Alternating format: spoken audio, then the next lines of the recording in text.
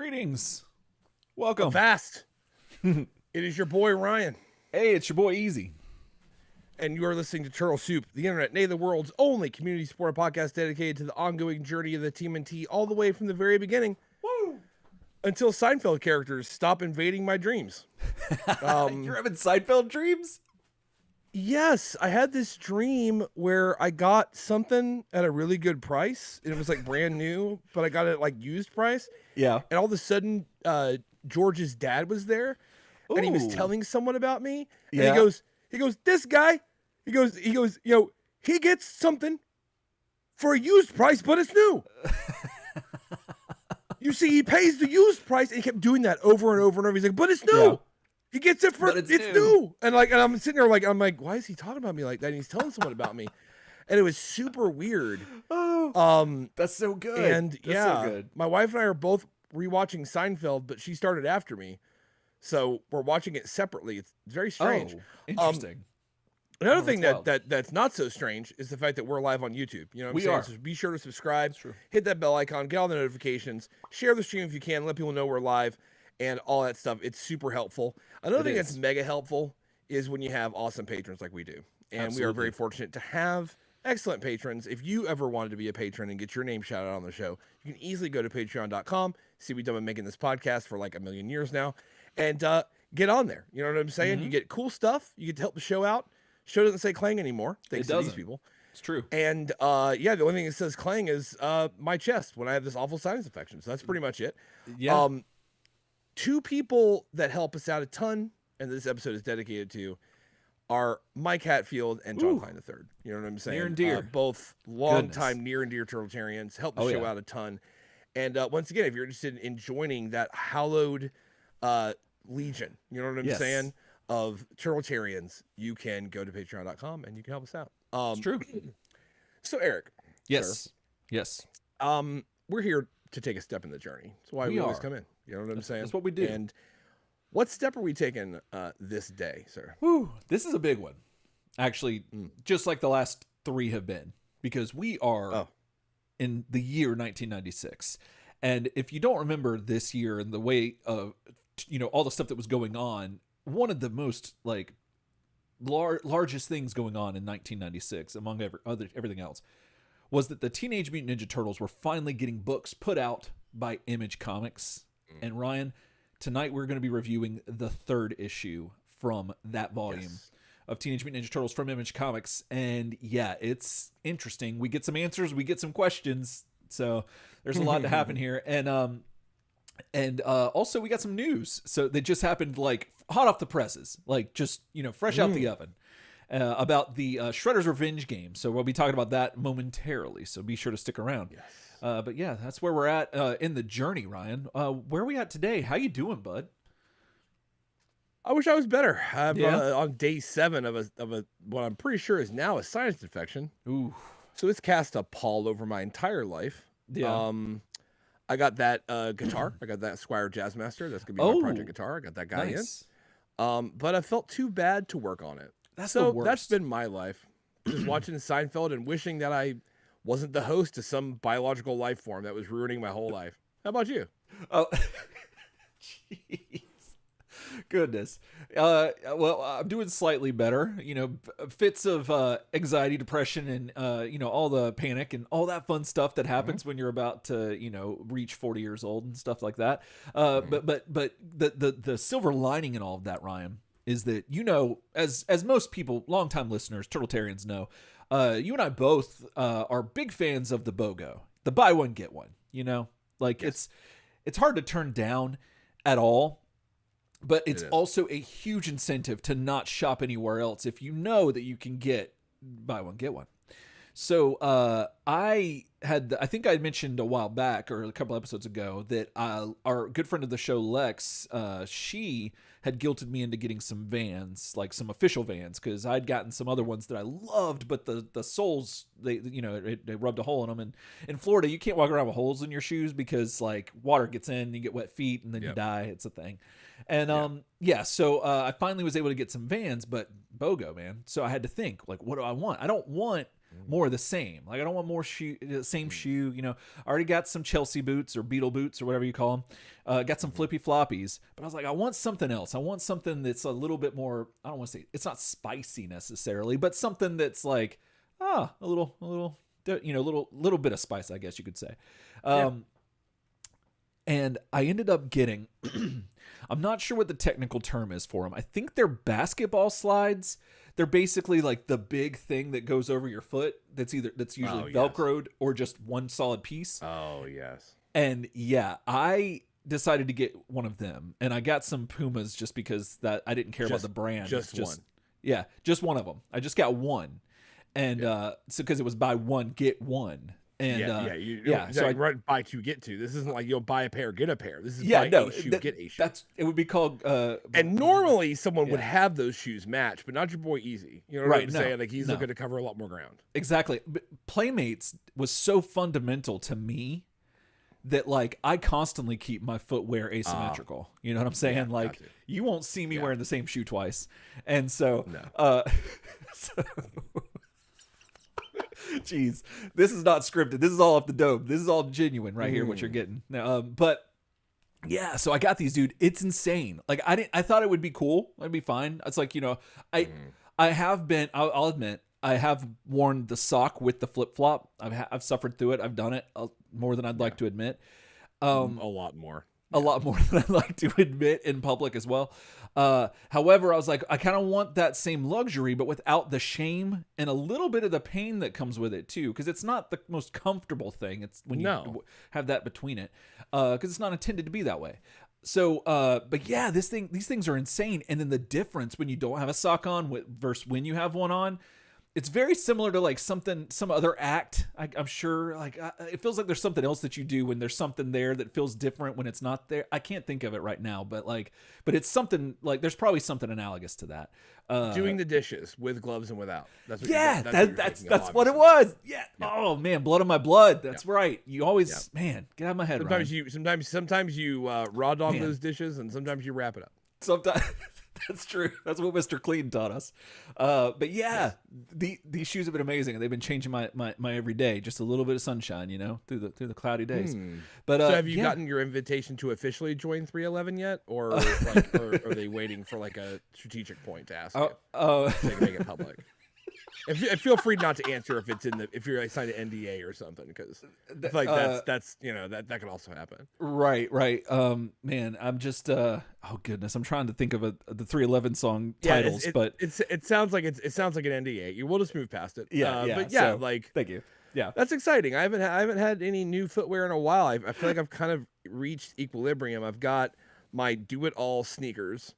That are just slip on, like go for it, don't care. They're like basically running shoes that I can just do anything with. I've got my Docs, you know what I'm saying? My Docs with the mink oil kicking now, you know what I'm saying? Those are gonna last me the rest of my life. Right. And I've got my kind of teal colored surf greenish Chucks for when I want to look styling. And I feel like I don't have a desire right now for any other shoes. I feel like I'm kind of you're shoot out. I live in my life, and unless I see a composition pattern pair of shoes, like a composition book, because I had those ponies. Remember that back in college? I think so. Yeah. They were the envy of all the shoe guys at college, which I was. Oh yeah. I was in rarefied air for a hot minute there. I mean, man, I had kids that were like $300 shoes. Like, where'd you get them? And I'm like, just the fact that you asked me that. Oh, right. Oh no, I found them at Ross, and they're like, no, seriously. I'm like, no, seriously. They're looking around for like a Ross camera to make sure that like they're not shooting a commercial, because like that's how much. I literally found them at Ross, and they had size 13, which was perfect. And I can't explain why. Dang. And they're perfect. But anyways, we have an email. It's a bit overdue. From Noah. We had a hardest time tracking this down. It was like the wildest thing, and then we couldn't find it, and then he sent it again, and here it is. Yeah. So New Year's check-in. This might almost be as good as the time that we read that Happy Halloween / Thanksgiving email in January. That might almost be as good. Yeah, almost. He says, "Greeting Turtle Soup overlords, aka the Deep Diving Daddies," and this is from Noah, by the way. Hey guys, just had to send in a note to say hi and show appreciation for all you guys do for us Turtletarians. With the YouTube show up and running strong and the audio only pod finally getting back into our ear holes, yes, that's a very good thing. We got to fix that website. You got to give your boy Eric a big thumbs up for that. I did it. Turtle Soup has become my mental health medicine. Being able to get that panda trash and then all that great turtle toy coverage, followed by the comic play-by-play, makes my day every time. Anyways, wanted to check in on those Turtles Come Out and Fight That sets that we sent in.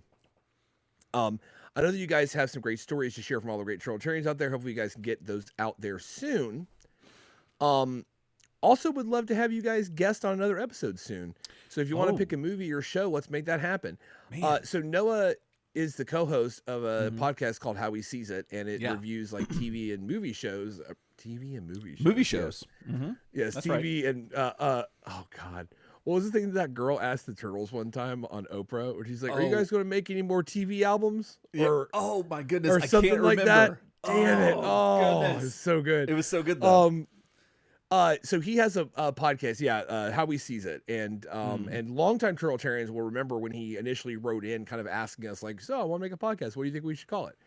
And we answered that. Then he actually did it, and it's been running forever now. Oh yeah. I was on it for Rocky Horror Picture Show, and then Eric and I were both on it for This Is Spinal Tap. So you got to go check those episodes and the other episodes out. We had a great time. It was so much fun. So yeah, it was a ton of fun. Yeah, and it's informed. Him and his co-host Steve are excellent hosts and great hosts for us when we were on the show. You know what I'm saying? Absolutely. I feel like I was personally in someone's house being hosted.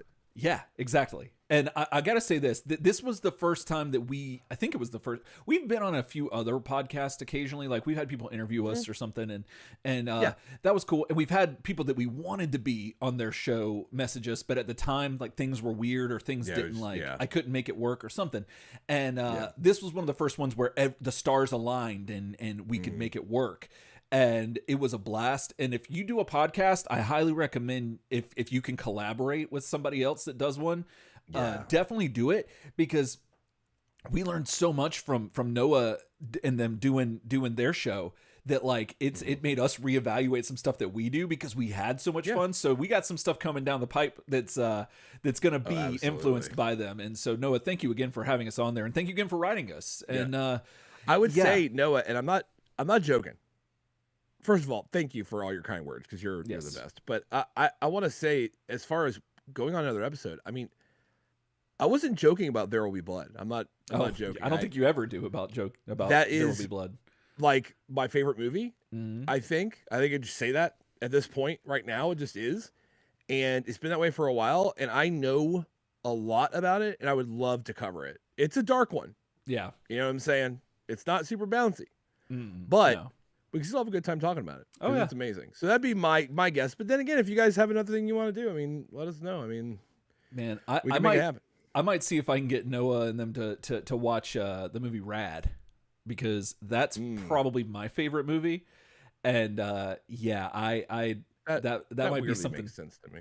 Yeah, dude, something about Send Me an Angel from real life to Lori Loughlin and this dude bike dancing did it for me and got me 6 to midnight. So yeah, but so about the Turtles Come Out and Fight That email contest. So we got all your emails, so thank you so much for that. We used our digital email opener, and we were able to access all of them, and it was they were all amazing, and we got some really good stuff. Y'all went above and beyond on a lot of these, and we really appreciate it.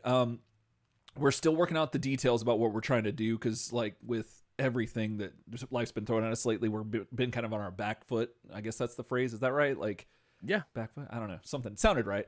But we definitely talked about it, and we haven't forgotten about them at all. But we're trying to. They're all lined up, ready to go. It's just a matter of getting it done. Right. And not so been easy this year. It has not been. And so, but we have stuff in the works, and so we're going to try to get that out. But we needed to cover some ground before we do that. So hopefully in the near future we'll have some more information about that. But that's kind of where we're at right now with Turtles Come Out and Fight That. But keep, and if you got some, keep sending the turtle, just regular Turtles Come Out and Fight That, where we come up with them. Send them to the email with the send them to the email with send them right there, the hotline. The hotline, and just put in the tag Turtles Come Out and Fight That, or TCA ECOAFTA. That I can't. Math and spelling on the mic don't work. On ECOAFT. Thank you. And I was like that, forgetting yeah. a bunch of things. But yeah, do that in the subject line, and that'll make sure that they'll go into the right box. And yeah, Absolutely. So, So thanks, Noah. yeah, thank you very much. Now, I think that's all the stuff that we were gonna do. What are you? News. Oh, news.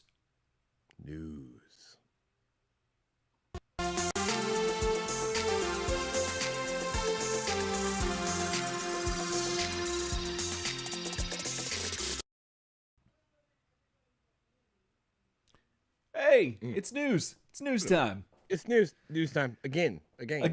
We're back again with more news. Back again with more news. Ryan, oh my goodness, today of all days. Yeah. This is the day that we a day of days. So a day of days. I was getting ready for the normal podcast that we do, and I was making posts, and I posted something about Master Splinter, and because I felt like that the issue that we're covering on the show was very Splinter heavy, and something in my heart, like you know when you're like in the right time, the right place, the right time kind of thing. Something told me I was doing the Lord's work, and all of a sudden, then go to the Facebook group, Turtle Soup Facebook group, and there's a video, and it is the trailer for Shredder's Revenge, the video game that's coming out sometime in the future, near future, hopefully, where they're showing that Splinter is going to be a playable character. And so this is really exciting because we might have suspected it, but it's nice to have that confirmation, and it's wonderful to watch, which we will momentarily. But the last time that I think that we were here talking about Shredder's Revenge was when April got announced, and her reveal trailer was really neat, and we watched that. So in due form, we are going to now watch the Splinter trailer. So let's head on over to our Turtle Soup television. Let me see if I can get this real quick. Hold on, I got to do some connections and whatnot. Put the wires in. Let's see here. Where is that? Oh, there we go. I found the remote. I found it. Okay, so here we go. Let me fade on over there to that. And we got our little ESRB warning. And here we go. Let's run this. So we got our 4 turtles. We got April O'Neil, and then who's this? Oh, Master Splinter in what is that? Dad Fuchsia, and he is not wasting any time, just kicking Foot Soldier ass. Like, and those are some mousers. Oh my goodness, this is so good. Oh, I'm so excited. There's so much stuff in here. Oh my goodness, is that a knucklehead? Oh, that's pretty knucklehead. Good. Oh, that's so cool.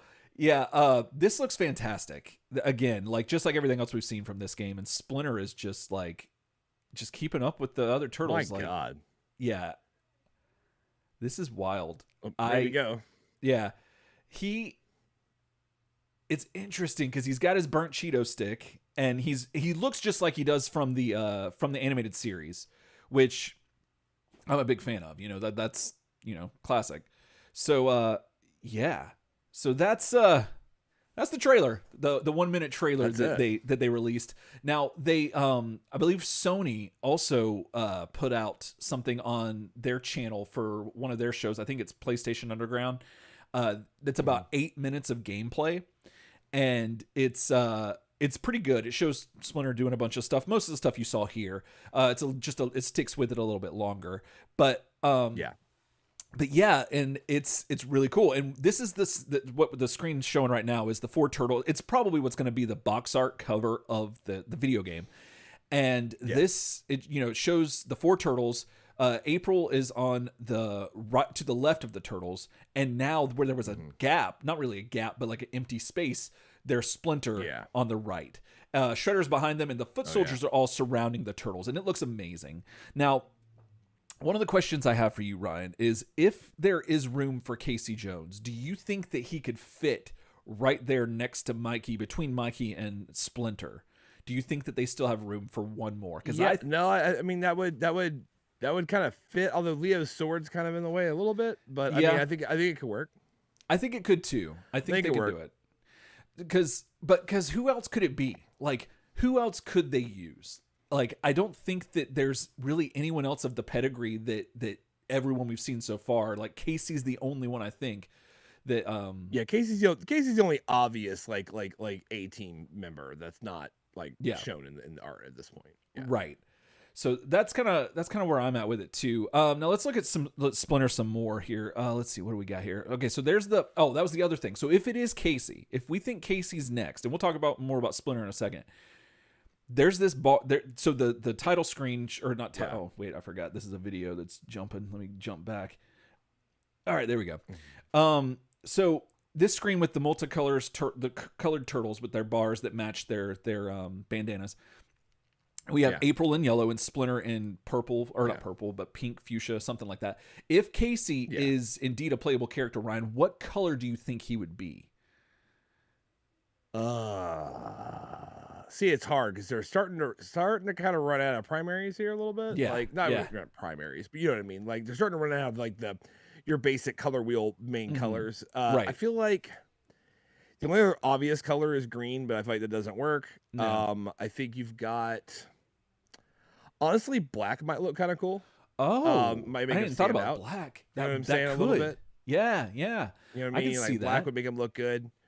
Or maybe like an off-white, because like or maybe like a wood colored brown, like a light wood colored brown, because of like the hockey stick. Yeah. You know what I mean? Kind of thing. Snap! That's neat. Yeah, because the off-white could be with the mask. That's cool. The mask and like like kind of matches the light ash color of the hockey stick kind of thing. So it could work like that. Ooh, I like that. Yeah. I was not thinking like that, but I like where you went with that. Yeah, the only other thing I could think of would be the teal on his shirt, but Leo's color that they're using here is a little bit like that. So that's not maybe that's a little bit more like a it's not like a true blue. It's like a kind of a grayish blue. Right.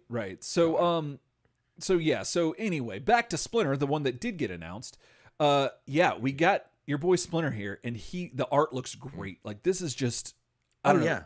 Everything about this game pixel art's great. No, it's looking beautiful. fantastic. It's and amazing. The screen we're seeing right here is a more promotional art for Splinter and stuff with I think it's his pose from the front of the box. But the screenshot shows a lot of his movements are silhouetted in like a pink or a fuchsia or whatever that color is. And it reminds me a lot of Nightcrawler from the X-Men arcade game that's based off of Pride of the X-Men. And I love that. That's just doing so many things for me. And this screenshot shows them in like what looks like a kitchen, but you see some cameras and stuff at the bottom. And I'm like, okay, that's interesting. So it looks like a cooking set at Channel 6. Yeah, and I'm like, that's really neat because I don't think any of the prior video, and they might have. It's been a while since we've covered the video games, but I don't think many of the games covered the sets of Channel 6 unless it was like a newsroom, maybe. But other than that, a newsroom only, really, Because if we get a Vernon stage, that would be it. Like I'm just gonna give them all my quarters at that point because Vernon. But yeah, so there's that, and then we get him doing some move right here.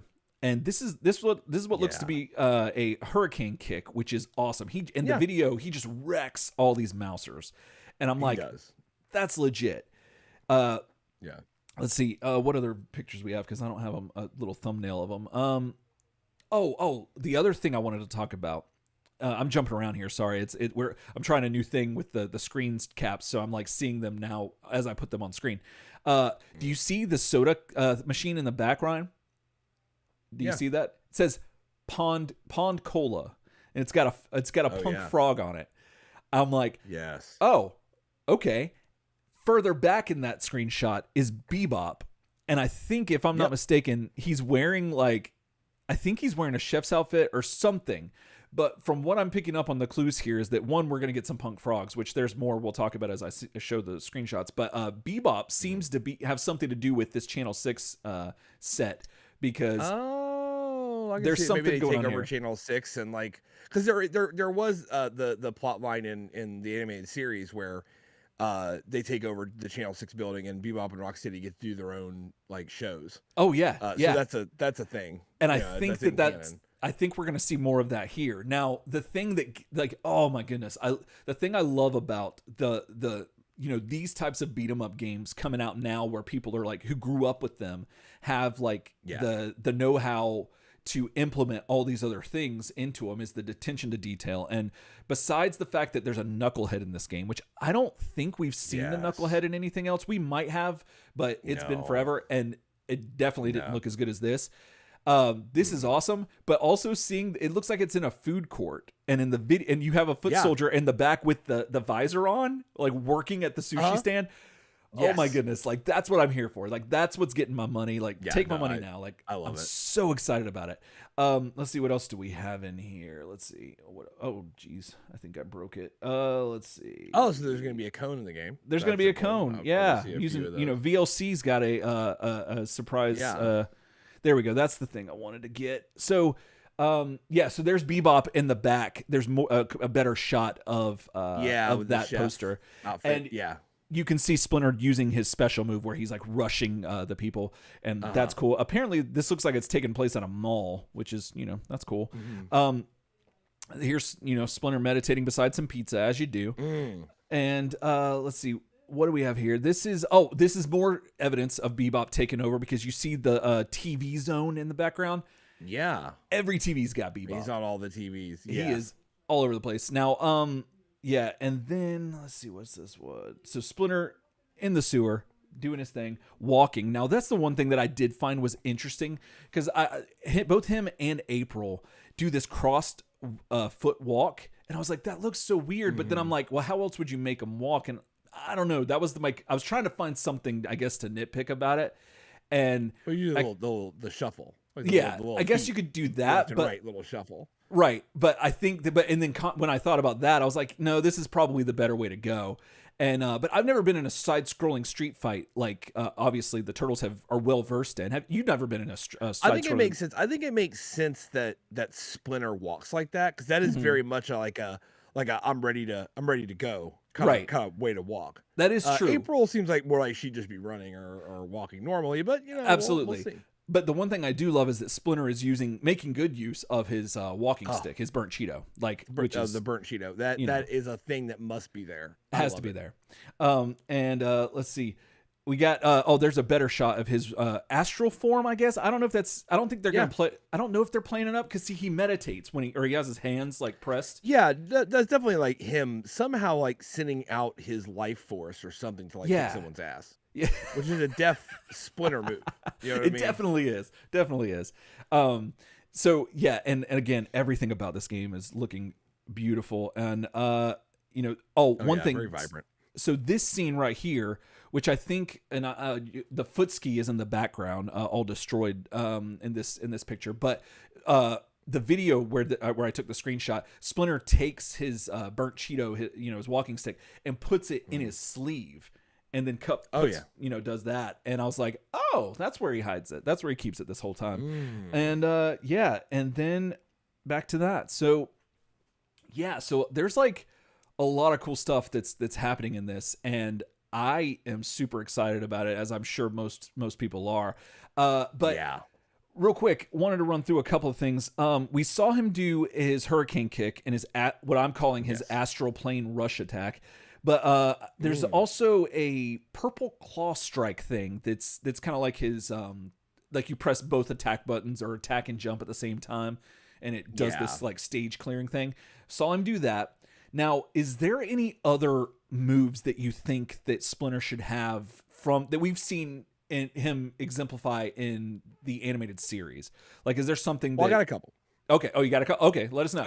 Tell us. And they might be able to pop these into the DLC or something like that. You know what I'm saying? Or maybe they can pop it in. But I feel like there's a couple things. Number one, I think he should have the ability to perform as a special finisher a Kung Pao lobotomy on someone. Where he hypnotizes someone and convinces them that like they no longer exist or something like that, because that's a very scary thing that he does in the animated series at one point to one of his own sons, nonetheless. The other thing, and this is a little bit more like something I could realistically see, is I need to see those mothballs. You know what I'm saying? I need to see Splinter's magical mothballs. Yeah, definitely. You Definitely. know, Mitch in the chat probably will be able to tell us the exact episode name and number. But there is the episode in the animated series, the 87 series, where your boy has his 3 magic. They look like pearls, and they're able to do like wild stuff, Right. like wild, like they can move around and do all this crazy stuff, and it's really wild. And at the end, he just like puts some. He like just doesn't care or something, and the turtles are like, "Oh, Master Splinter, you know what's the secret to these like magic orbs?" And he just goes mothballs. Oh, that's right. Yeah, And that's the mothballs end of the episode. And I remember being like, "Dude, he's got magic mothballs." So I feel like, and there's 3 of them, which the kind of the logo on his chest always had kind of like 3. Oh yeah, kind of it did. It was kind of a triangle kind of look to it. Mm-hmm. So I always just thought it was super keeping in brand for Splinter.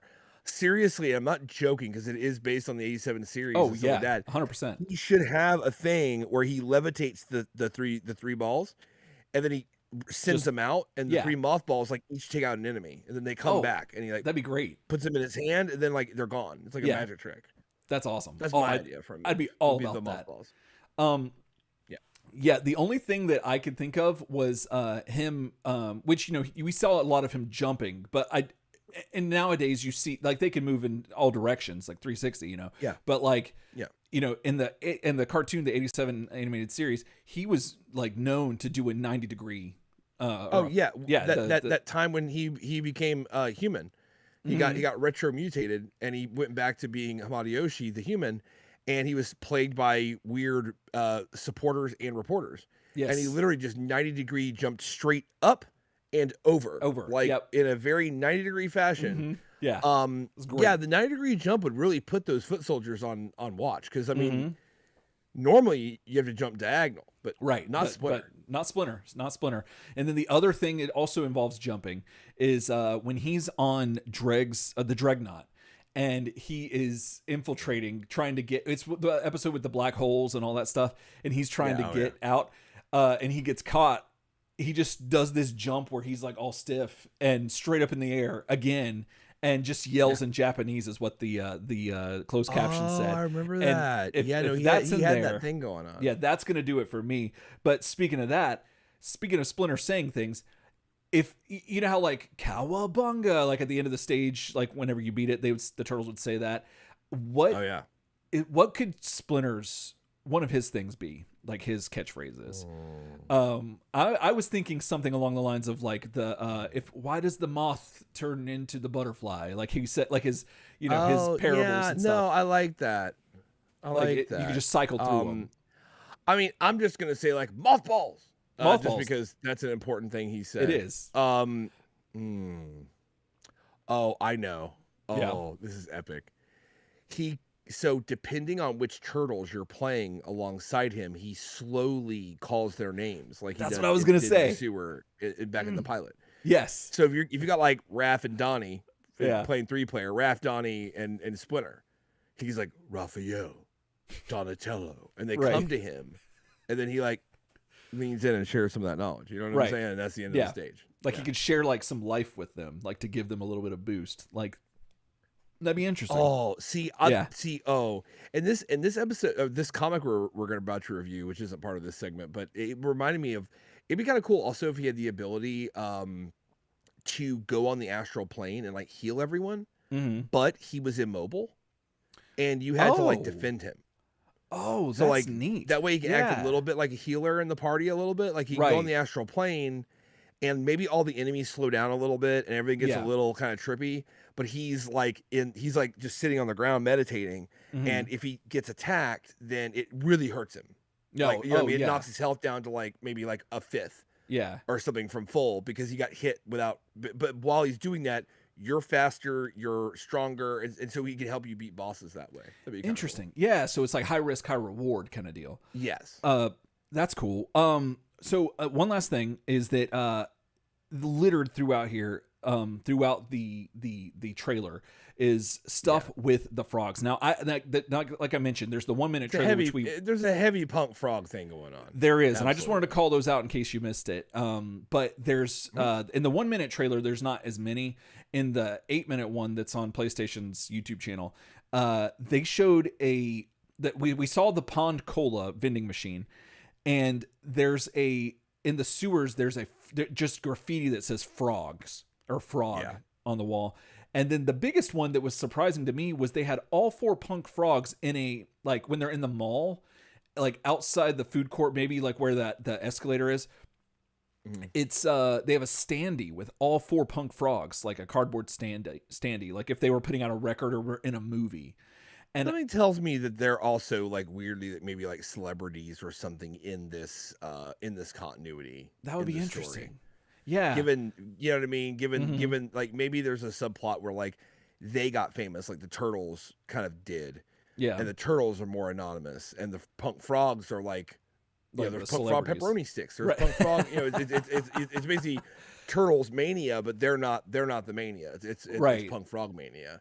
Interesting. But a lot of that's a lot of that's conjecture, but definitely like it's very clear that they're showing us a ton of punk frog centric stuff, which I love. I'm here for like, it. You might be trying to rescue them potentially, or Shredder might be taking out his revenge on them, or something like that. I don't know, but we'll have to stay tuned to see. It looks like such a promising game, and everything I've seen from it looks fantastic. I'm so glad Splinter is a playable character. I'd love to see them add Casey right there at the end, and then we can kind of go from there. But you do have to think too about potentially DLC. I don't know if there's a DLC roadmap for this game. Yeah. I don't know what it is. It seems like there's one for every game, but not every game is like that. A lot of games don't have a DLC strategy, and the idea is like you buy it and there you go.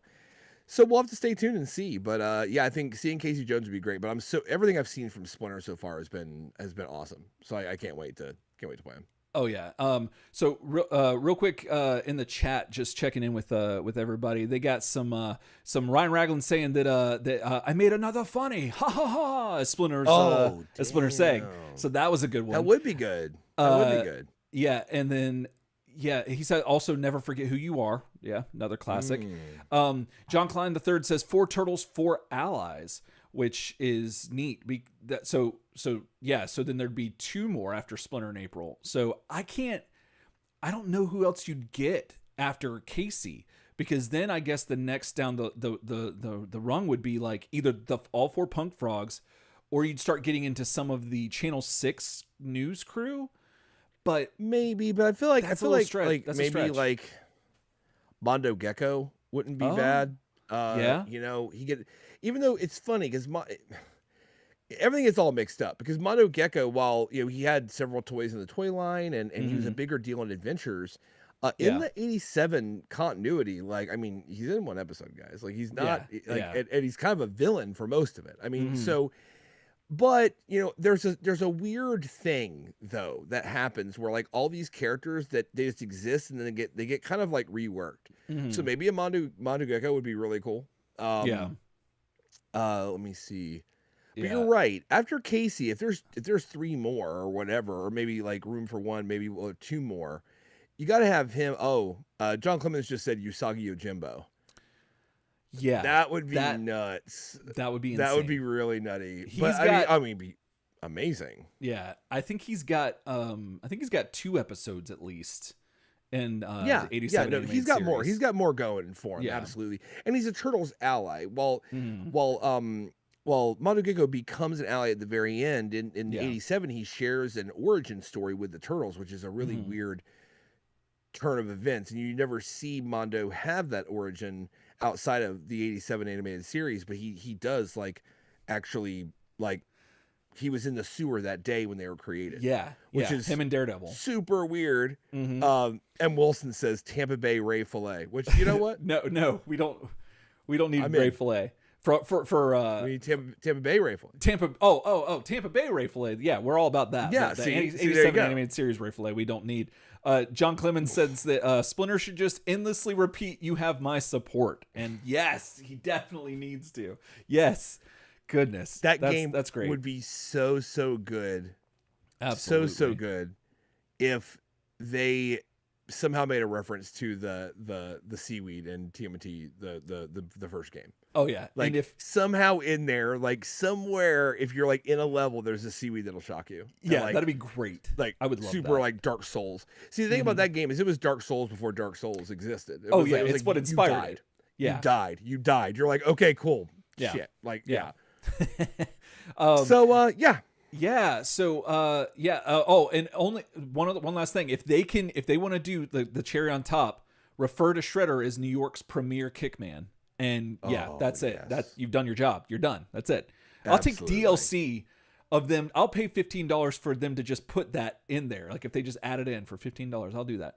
Well, let us know what you think in the chat and email us if you have any questions about this, or if you know anything about the game that we don't know, or anything we missed. If you saw it in the background or when you watched the trailers yourself, if there's anything we missed, let us know. Email us at turtlesoupshow at gmail.com. And yeah, let us know your thoughts about Casey being in there and who else you'd want to see and what all you want to see with this game. And if anyone knows when it's going to come out, let us know. Hit us up, because we are dying to know and give it all of our time and money. So, all right. Well, let's smash that like button and subscribe on YouTube. Smash it. Yeah. What's up, YouTube? Yeah, do that. It helps us out though. And if you like this stuff, we are on YouTube, obviously, so you can check out our playlist and stuff. We have a lot of other news and episodes and reviews. And hopefully, once we get this going, we can be live streaming the game, us playing it. So yeah. Oh, I mean, that's a thing. I have the device that's supposed to make it work. We just haven't had a chance to use it yet. So hopefully it'll be soon. No. But all right. Well, that's going to do it for this news segment. So yeah, we'll catch you on the Prime side.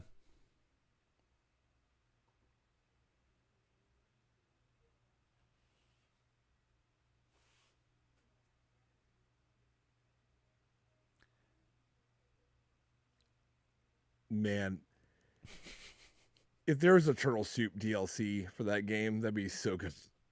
That would be. Oh, it'd be like, yeah. We get an email and we're like, well, this is like spam, right? And it's like, no, they want to do a Turtle Soup centric, like a remix DLC. Be like, oh my god, right? That'd be amazing. See, one day I feel like when we're old, like when we're in our 60s, like there'll be the next wave of turtle stuff will be people that are making turtle content that grew up listening to this show, right?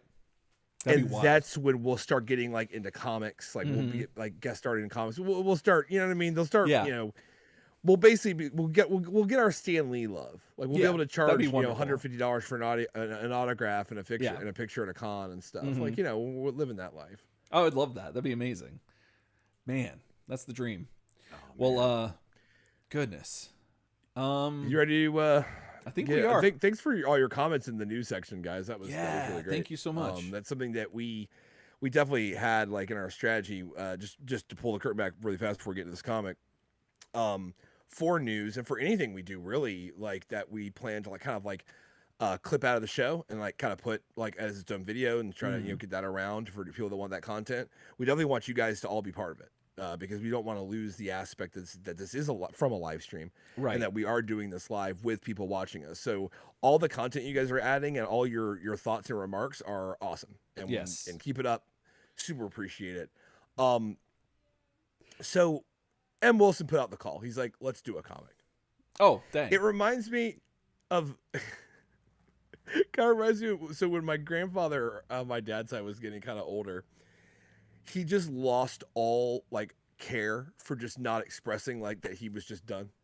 Like, and I kind of been channeling that like kind of low key, like even in my 30s, I've been trying to channel this. I'm like, I'm gonna get ahead of this. I'm gonna get where Phil Guy was. But he used to just literally tap his cane on the ground when he was done with shit. Like you'd be talking, you'd be like, yeah, so like, ha ha ha, just whatever. And you can tell he's like, ah, then he's like, okay, I'm done. He's just tapping his cane on the ground, like, all right, let's go. Let's do something else. You know what I'm saying? Yeah. And that's hilarious. That's where you're your at. boy M is right now. And that's where you're trying to be? No, dude, we went to a damn funeral. Yeah. Okay? Yeah. And we're all kind of sitting toward the middle. And my grandfather, the guy starts talking. My grandfather taps his cane on the ground. This is during the eulogy, the beginning of the eulogy. Yeah. He taps his cane on the ground and goes, speak up. And I was like, oh my God. I was like at a damn funeral, Phil. So, and I'm like, but honestly, word up. You know what I'm saying? So, like get it. You suck the marrow from life when you do stuff like that. You do. You're just like, I'm no. Yeah. no, I want to do a comic. Let's do a comic. So you know what I'm saying? Like that's so that his cane on the ground was effectively like when Hogan grabs the ropes and starts stomping and getting his energy back. Like that was essentially what he did, right? Yeah, that's amazing. It's kind of like in like House of Cards. Whenever like Frank Underwood's like ready to leave a room or something, he taps that ring twice, like on the desk or whatever, that. Let's get going. Like that cane tap was the way he was like, I'm done. Yeah, I'm out. Like, so yeah. So I say we get to this comic. Let's do it. We do this comic thing. Oh my God, Image. Okay, so Image number 3. We are kicking right along now. One advisement. Now, if some of us are reading along in some floppy comics, bless you. If some of us are reading along on the IDW released TMNT Urban Legends color reprints, you know what I'm saying? Then bless you too. You know what I'm saying? It's great. If you're following along on some Cool Uncle stuff, just tell you, Cool Uncle, I don't know what happened. Uncles, you know what I'm saying? Uncles aren't always there. You know what I mean? Like sometimes uncles got to take care of their own business. And our Cool Uncle was out tapping his cane somewhere because I can tell you that's a little bit of a preamble. So on today's presentation of this comic and visually and stuff, we will be intersplicing images from the Urban Legends because we don't have complete ability. Now, obviously, and this is just a bit of a disclaimer, these comics are available from IDW, currently collected in softback form and trade form as TMNT Urban Legends. If you like this content, you should buy those comics. Like we in no way. We bought them. I've got them over here. We struggle simply because we're a digital show and we're trying to get this stuff on the screen for you guys, right? Also, in the past, we've used digital assets we found online because things were out of print, no longer available. Right. And so we talked about this a really long time ago on the show. See, he finally got up and look, he's got pants. He's fine. I have pants on, but yeah, we've got him. We talked about this yeah. See, we own them. We've got them. You know what I'm saying? That's Patreon money right there. That's, you know what I'm saying? You guys make the world go round. But we talked about this before, the old adage of if you can find it, buy it, right? If it's currently on sale and you can, put your money toward the artists and toward the publishers that, take the risk to publish these comics, then definitely do so. However, we're entering a new kind of era, and it's going to get different as we go forward in time, where things are available to be purchased, right? Yeah. And we're not necessarily used to that. Purchased obviously directly from the source, not from just a Comic-Con or used comics on eBay, because that doesn't that doesn't pay anybody. Yeah. Anybody originally involved in the process, right? So that being said, going forward, reviewing Image will probably contain visually. Now, if you're listening to audio only, you really won't know this difference. But visually may contain panels and stuff from the TMNT Urban Legends colored reprints of that Image run by IDW Comics. And we highly recommend that you buy those books either digitally or physically if you're into them. Yeah. We show these panels and shots on screen solely as a critique review form, you know what I'm saying? In fair use form. But just a little CYA on that one. Yeah. You know what I mean? Like here at Turtle Soup, we don't support Say and Clang. No, not at all. So there's that. So the presentation, once again, comic to comic, if we can show you the comic in the original black and white as it was originally printed, then we will if we have those assets. Unfortunately, it seems to me like this is a good indicator that sometimes we're just not going to be able to. Yeah. And we're going to have to kind of show you the colorized versions, which are beautiful, frankly. And they're a great way to enjoy the Image run. Absolutely. But yeah. So without further ado, do you want to have a look at this cover, Eric? We can talk about the cover of this. Let me get that up there for you, because one thing, fire it up for us. I will. One thing I wanted to mention real quick was that you said that enjoying the Image run or the IDW version of that. Yeah, it's a different beast reading both of them, like it is. One after the other. It's totally different Yeah. because there's a lot less guesswork from reading IDW's take on it, because Yes. the art is great, but it's so hard to like pick out some stuff. And so but one thing that's like, the covers are different. So we're not going to talk about the IDW cover, but it's not this cover. Which this cover, in my opinion, Ryan, is one of the best turtle covers there is. I think it's probably one of my favorite. Hands down. Absolutely. This cover is so good. It's just, background is all red, just all presumably blood, just all red. You got Teenage Mutant Ninja Turtles, the masthead up there, just so like starkly black and white. Oh, like so good. Yeah, we just talked about we love the masthead, the new masthead for this. And, I can't talk about it enough. And this color choice and just the font, everything about this is just bold and is exactly what it needed to be. And then you have 3 of the 4 Teenage Mutant Ninja Turtles. You have Leonardo, Raphael, who is now scarred on his the left side of his face, and you have most of Michelangelo, except the upper part of him is in the mouth of a shark man named Mako. Is it Mako or Mako? Mako. And this is amazing. And there's just like all kinds of debris around them, and it is an all-out fight. Chains and crap flying everywhere. Yeah.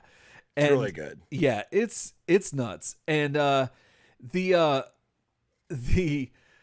all this stuff is just so good, and I love everything about it. And so what do you think about it?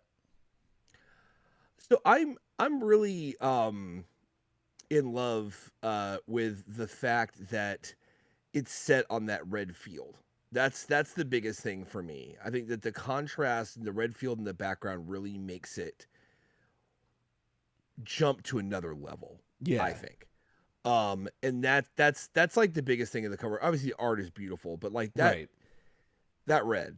I mean, that's just too good. It's just too good. Love the cover. It's absolutely great. It is one of those, we always talk about, shelf appeal at the comic shop or the newsstand, and like, what's gonna get your, $2.50 today. Right. And that cover is just like golden. Yeah, it's absolutely. Really great.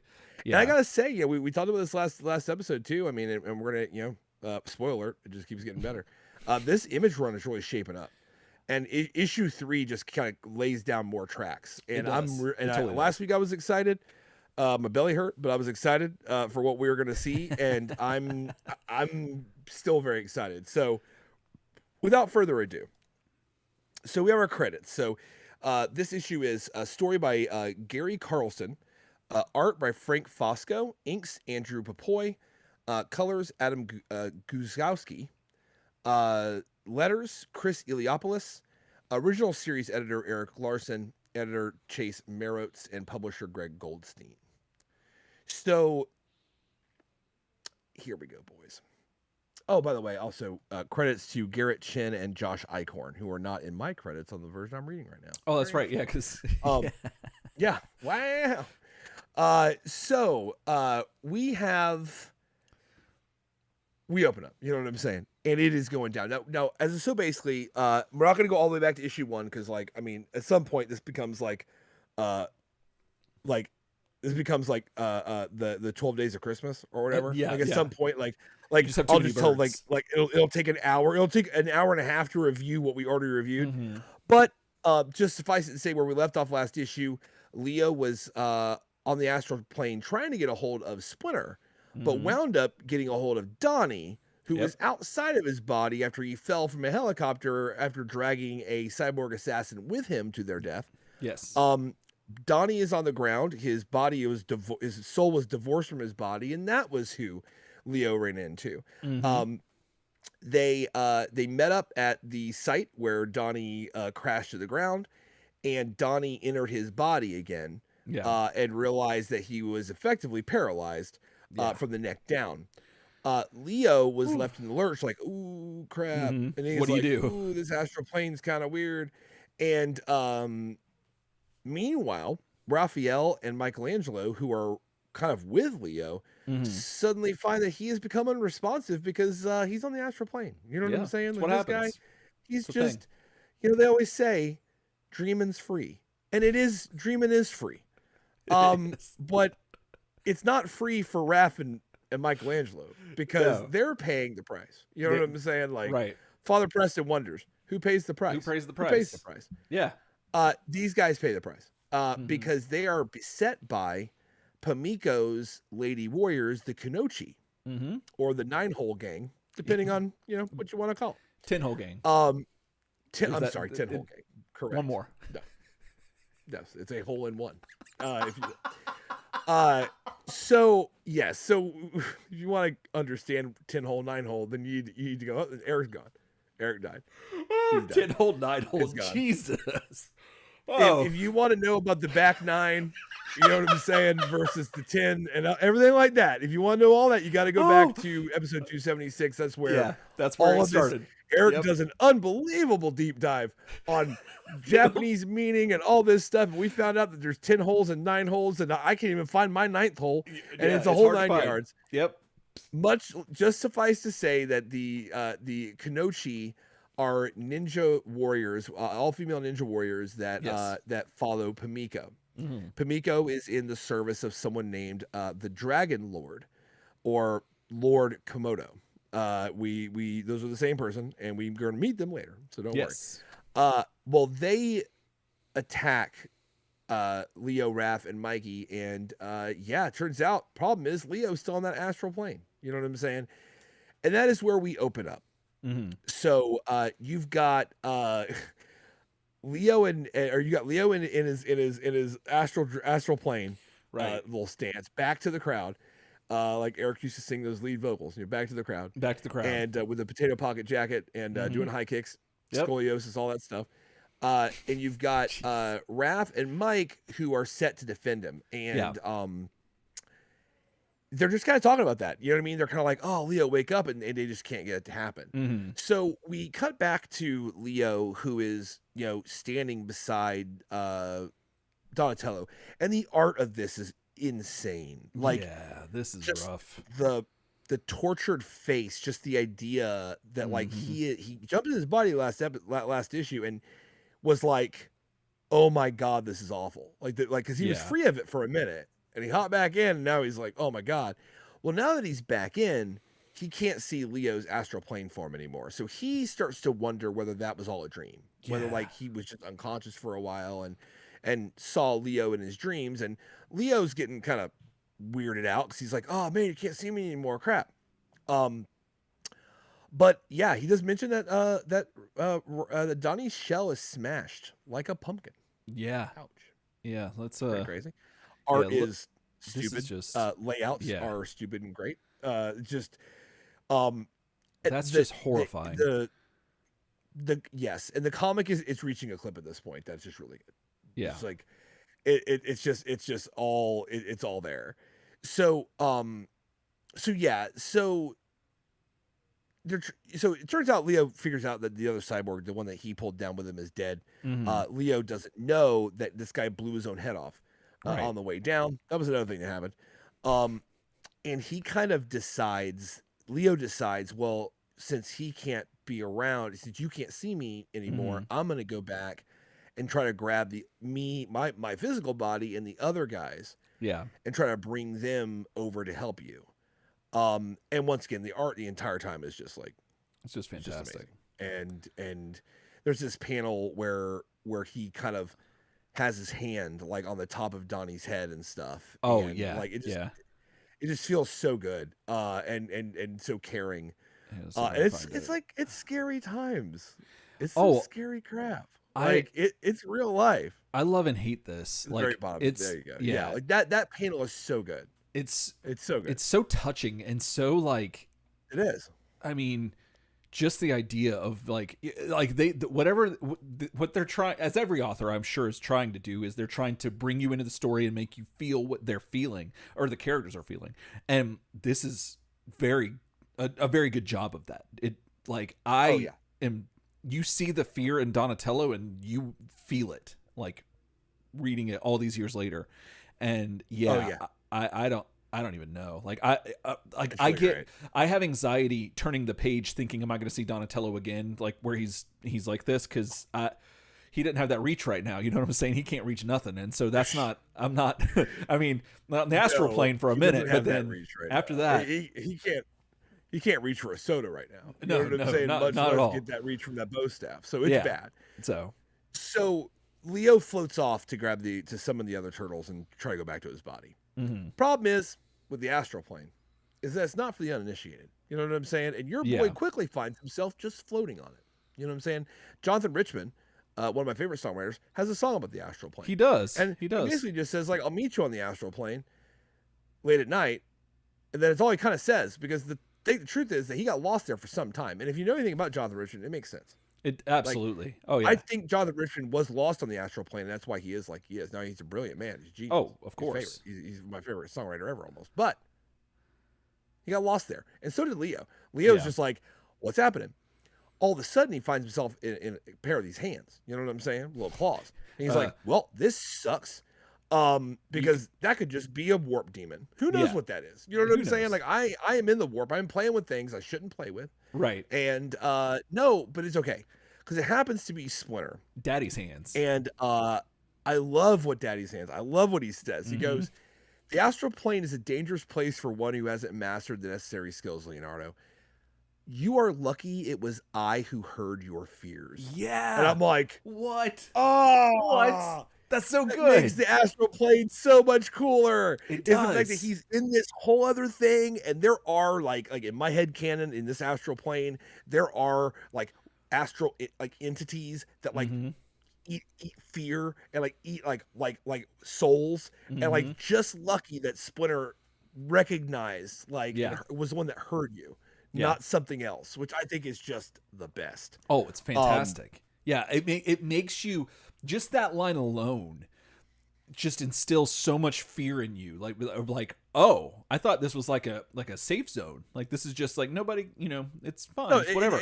You think of astral plane as it's all peace. It's just it's like it's just whatever. It's like, no, like you're incorporeal, but it doesn't mean that you can't have your soul destroyed or eaten. That's a thing. Like, love it. Love it. Walks into all that 40K warp stuff. I'm all about it. And it just makes it seem like there's more stakes, which is really great. Right. So Leo tries to tell his dad that Donatello's like badly injured. He's probably dying. Like, I don't know what I can do. I need you to help. And old dad straight up says, like, I can't help. Yeah. I'm having a hard time staying on the astral plane. I'm currently still a prisoner, and you and your brothers got to get it done. You know what I'm saying? Like it's go time. You know, final exam, get it done. Oh, damn. And he's like, the best I can do is guide you home. And there you go. Flicks him. He doesn't really flick him. No, goes, but and his little finger point. I think it was like a little flick, and sends him flying, and takes him back home. So we cut now to where Splinter's physical body is. Whew. And we remember from last issue that the Dragon Lord, his big deal is he is capturing any kind of strange animal or weird human hybrid thing. He's trying to get a hold of. He's trying to study mutants, like an actual like. Wasn't it anthropomorphs? Like I always forget which one he wanted. Yes. He's trying. He's studying anthropomorphs, and he wants to know about them. Now we see one called the Weasel, which was basically, Don't say it. Don't say it. I would never say it out loud. Yeah, but basically, I didn't Marvel assume Comics, that you would say it. The Wolverine. I mean, I'm not going to say it. I'm right, not going to say it. No. I'm not going to say that he was basically exactly like Wolverine. Yeah. I'm not going to say that. From Marvel Comics. I would deny it if anyone ever said I said it. From Marvel Comics. Marvel Comics, the Wolverine. I'm not going to say it. But he was found wanting because, while he had the same origins as the person we don't name, Wolverine, from Marvel Comics, while he had the same thing going on, he was a mutant, frankly. And he's kind of like, well, it's not really, it's kind of like he was a dude, but he's got kind of some mutant stuff. Not interested. You know what I'm saying? Get me out here. Like kick the bum out. You know what I'm saying? Kick the bum out. Now, Master Splinter, though, offers some pretty cool stuff. So, they're basically talking about they're ready to conclude the examination, and one of the doctors or scientists that's nearby says this: the subject is a mutant. Its core DNA and cell cell structure match exactly with file reference for Rattus norvegilicus, norvegiculus. Although there are vague overtones of human traits, there are trace amounts of radiation in the bloodstream. It is possibly the remnants of the mutagen which caused the transformation. We're drawing extra blood and tissue cell tissue to study. And of course, the Dragon Lord's like, excellent. Right. Perhaps my search has finally bore fruit. Finally, I found a real thing. And that we cut away from that. So they're basically like, look, he's got that ratalingus, but he's also got some human lingus. And everyone's like, well, is it 10 holes or 9? They're like, well, looks like 9 right now. Right now, as of right now. We're going to figure this out. We will, you together. know what I mean? Like, we're going to get some more cell tissue. The jury's out. Jury's out. So, cutting back to Donnie. Yeah. In them streets. Right. It's really literally like definitely literally in them streets. Like, he is in the street and he can't move anything below his neck. And he hears a sound and it's a rat. Yeah. And he's like, well, that's a problem. And this part at the end of this page got me because he shoos it away and he threatens to bite it in half if it gets too close to his face. But it's like, he's like, well, okay, good. It's gone. It's gone. That sounds good. He goes, or is it? It could be nibbling on my fingers or toes and I'd never know. Yeah. And this panel of his face. Yeah. I'm like, yeah.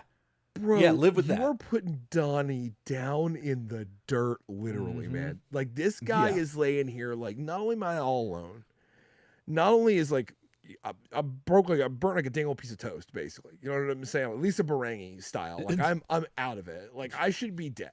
I should I'm probably, like, about to die. Yeah. But also, I just remembered that a rat could be eating me. Yeah. I would have no idea because I cannot literally move my head to look. And I can't feel anything below my neck. That is part. The scariest. It's so good. And there's a thing that this last panel reminded me of. Is a small story. Okay. So back in the day, you know what I'm saying? My Tampa Bay Buccaneers. You know what I'm saying? They're one of the best football teams ever in the early 2000s. They were genius. Their offense was powered largely by a man named Mike Allstott, who was our fullback. Yeah. Big guy. And part of Mike Allstott's whole thing is that he just kept running. Like, he wasn't mega fast. He was fast because whatever. But, like, it was about yards after contact. Like, when that guy got hit, he'd just keep going. He knocked dudes over, didn't care. Yeah. If you were like 3 yards, 4 yards out from getting a touchdown, and you wanted the ball to get in there, you just give it to Mike Allstott. He would just go over the top. He would go under people. The screws kept turning, right? Well, later in his career, obviously he took a lot of hard hits because he would just run into someone with his actual helmet. Yeah. Like, at full speed and knock them over and keep running. Right. Well, obviously, like, you know, NFL players have a lot of traumatic stuff going on with their bodies. And at the time, it was brutal. Yeah. And there was a play I was watching on TV, and they have this little Fox cam thing on wires. I don't know if you've ever seen it, where it goes over the field. It can show different angles or whatever. Right. Well, they were doing this goal line cam thing at the time. And they would move it over where the camera could like top view over the goal line to see like if someone made it over or not. Yeah. Well, they used that camera live at the end of the play. Now Mike got into the end zone. He was on his back, right? But the camera went around the players and stayed right on him top view. Yeah. And I'm not joking. His face looked like Donnie's face. Ooh. So temporarily, he couldn't move any part of his body. No. He took a hit to the neck that like shut him down, like physically, like no feeling, no movement, nothing like that. And his eyes, I remember at the time seeing it live on TV going like, I think he's really hurt. Right. Like, I don't think he could, like, the eyes were rolling like in terror. Yeah. And for some reason, and eventually, of course, he's walking around now. He was, I'm gonna say okay. He was obviously very injured, but he wasn't like, dead. That reminded me of that. I'm on the ground, and the fact that I've seen it in a human's eyes, like on TV, like, oh, I could just be paralyzed. Like this could be it. Yeah. It put me in touch with this panel of the comic, especially because it really puts you right there. It does. Like the horror of being trapped in your own body, and it's really scary. Wow. And they're doing a great job of like dropping this in. You just said just like this comic's been doing, like with the fears and with the other the stuff that they've been saying. Yeah. You've said trapped in your own body. Like obviously, I know that's what it is and what it feels like. But when you verbalized that just like was like got me. Goodness, because that's horrifying. It's crazy. Now, real quick, I just want to say that like the closest thing I can relate to is that when my bat goes out, it's oh no. Now, yeah, it's not that jelly donut. That jelly donut, donut goes. When it goes, destroyed. It's bad. And I obviously can still feel stuff, but I'm like incapacitated. Like I can't really move that well, and I'm kind of stuck in a position for a while. And that fear in Donnie's face is the fear that I don't know that I'm showing, but I definitely feel. And because it's like even though you've overcome it time and time again, you're like, is this the time where I'm gonna be stuck this way? Like how how we were just not get better. Yeah, how we were told always not to make ugly faces because they'll be stuck that way, and that's what happened to you and me. Like that's why we look the way we do. Yeah, no, we got so what people don't know, and this is again behind the curtain. Like that's why we did an audio podcast until we got patrons, because the patron money went for facial reconstruction so that we could present ourselves on YouTube. Yeah. And so there you go. But that's true. You be careful making ugly faces. It'll stay that way. It's true. You have to climb. I'm not going to reveal all the secrets to how you get your face unstuck, but part of it is you have to climb a mountain in the Himalayas. In the Himalayas. Yep. And you have to meet up with the oldest mom. The oldest mom. Yep. And you got to like talk your way out of it a little bit. There's a lot more that goes into it. A lot more. That's very general of you, but yeah. Yeah, but I mean, I can't reveal it all. It's not Momcast. Sherman told me I can. You know what I'm saying? But I'm just saying, you're right. We did an audio only podcast because the faces. The truth is, we can't even make the faces that we made anymore because part of the pact. We can't even make a face that looks like our faces used to, or they'll stick that way, and then the oldest mom in the world will not be able to let it go back. Like, no, there's no surgery after I mean? that. You get one. Yeah, no, you're done. You're done. Yeah.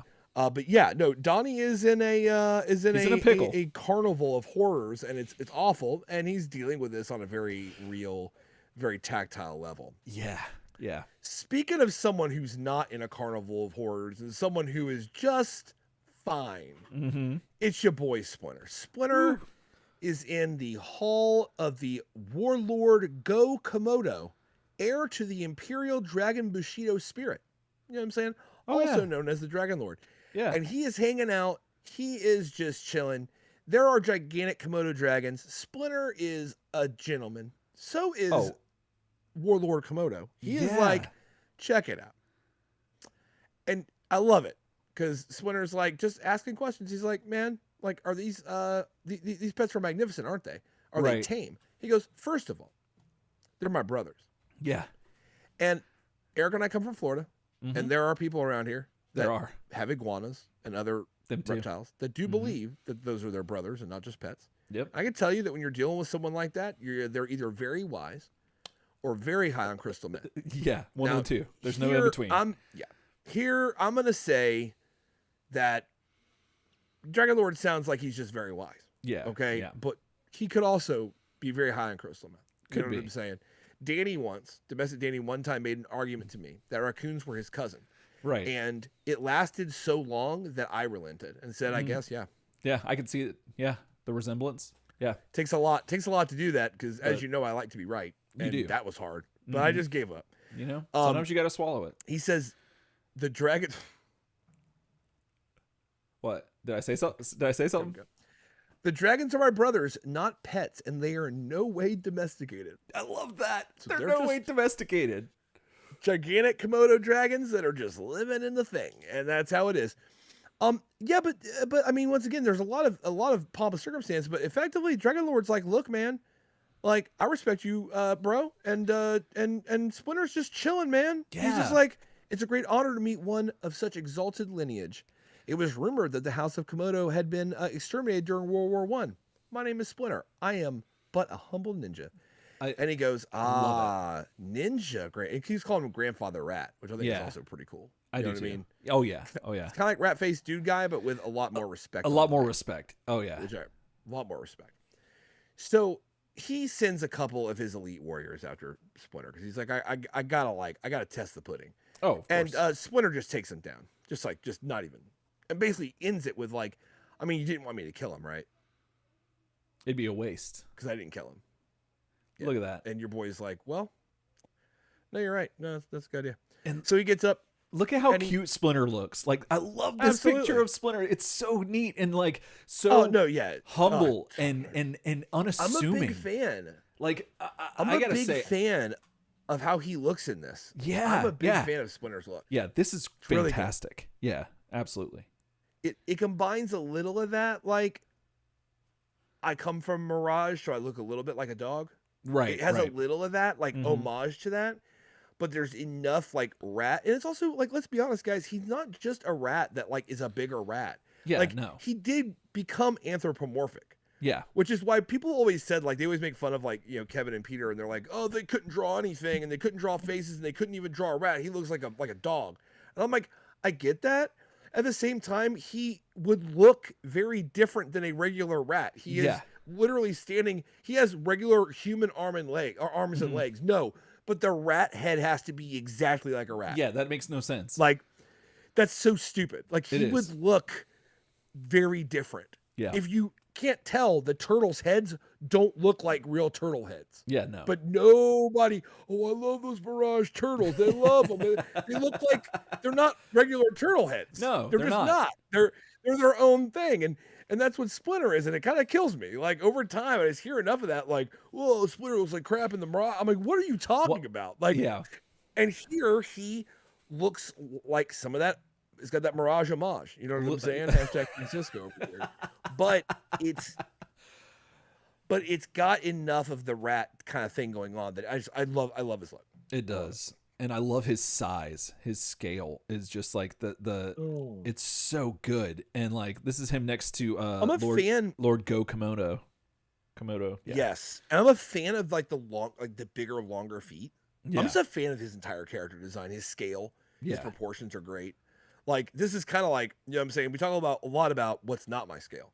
But this is my scale. You Absolutely. know what I'm saying? And I'm So I mean, honestly, like, you know, Warlord Komodo is just like, yeah, man. Like, you know, you've been treated harshly, Grandfather Ronan. Please accept my humble apologies and be welcome as an honored guest in my castle. And now he's basically like, but hey, but if you want to hang out in the castle, first thing you gotta do is you gotta tell me where you come from, because you're kind of weird. Because like Ryan was just saying, like, you're not really a rat, like, you're a big human rat, but like, you also look really cool. I love this version of you. Love it, Grandfather. But where'd you come from? And I love this. This is my favorite shit. He's like, satisfy my curiosity and explain how a ninja came to be transformed into a rat. Your boy Splinter busts out with, I fear I cannot tell you that.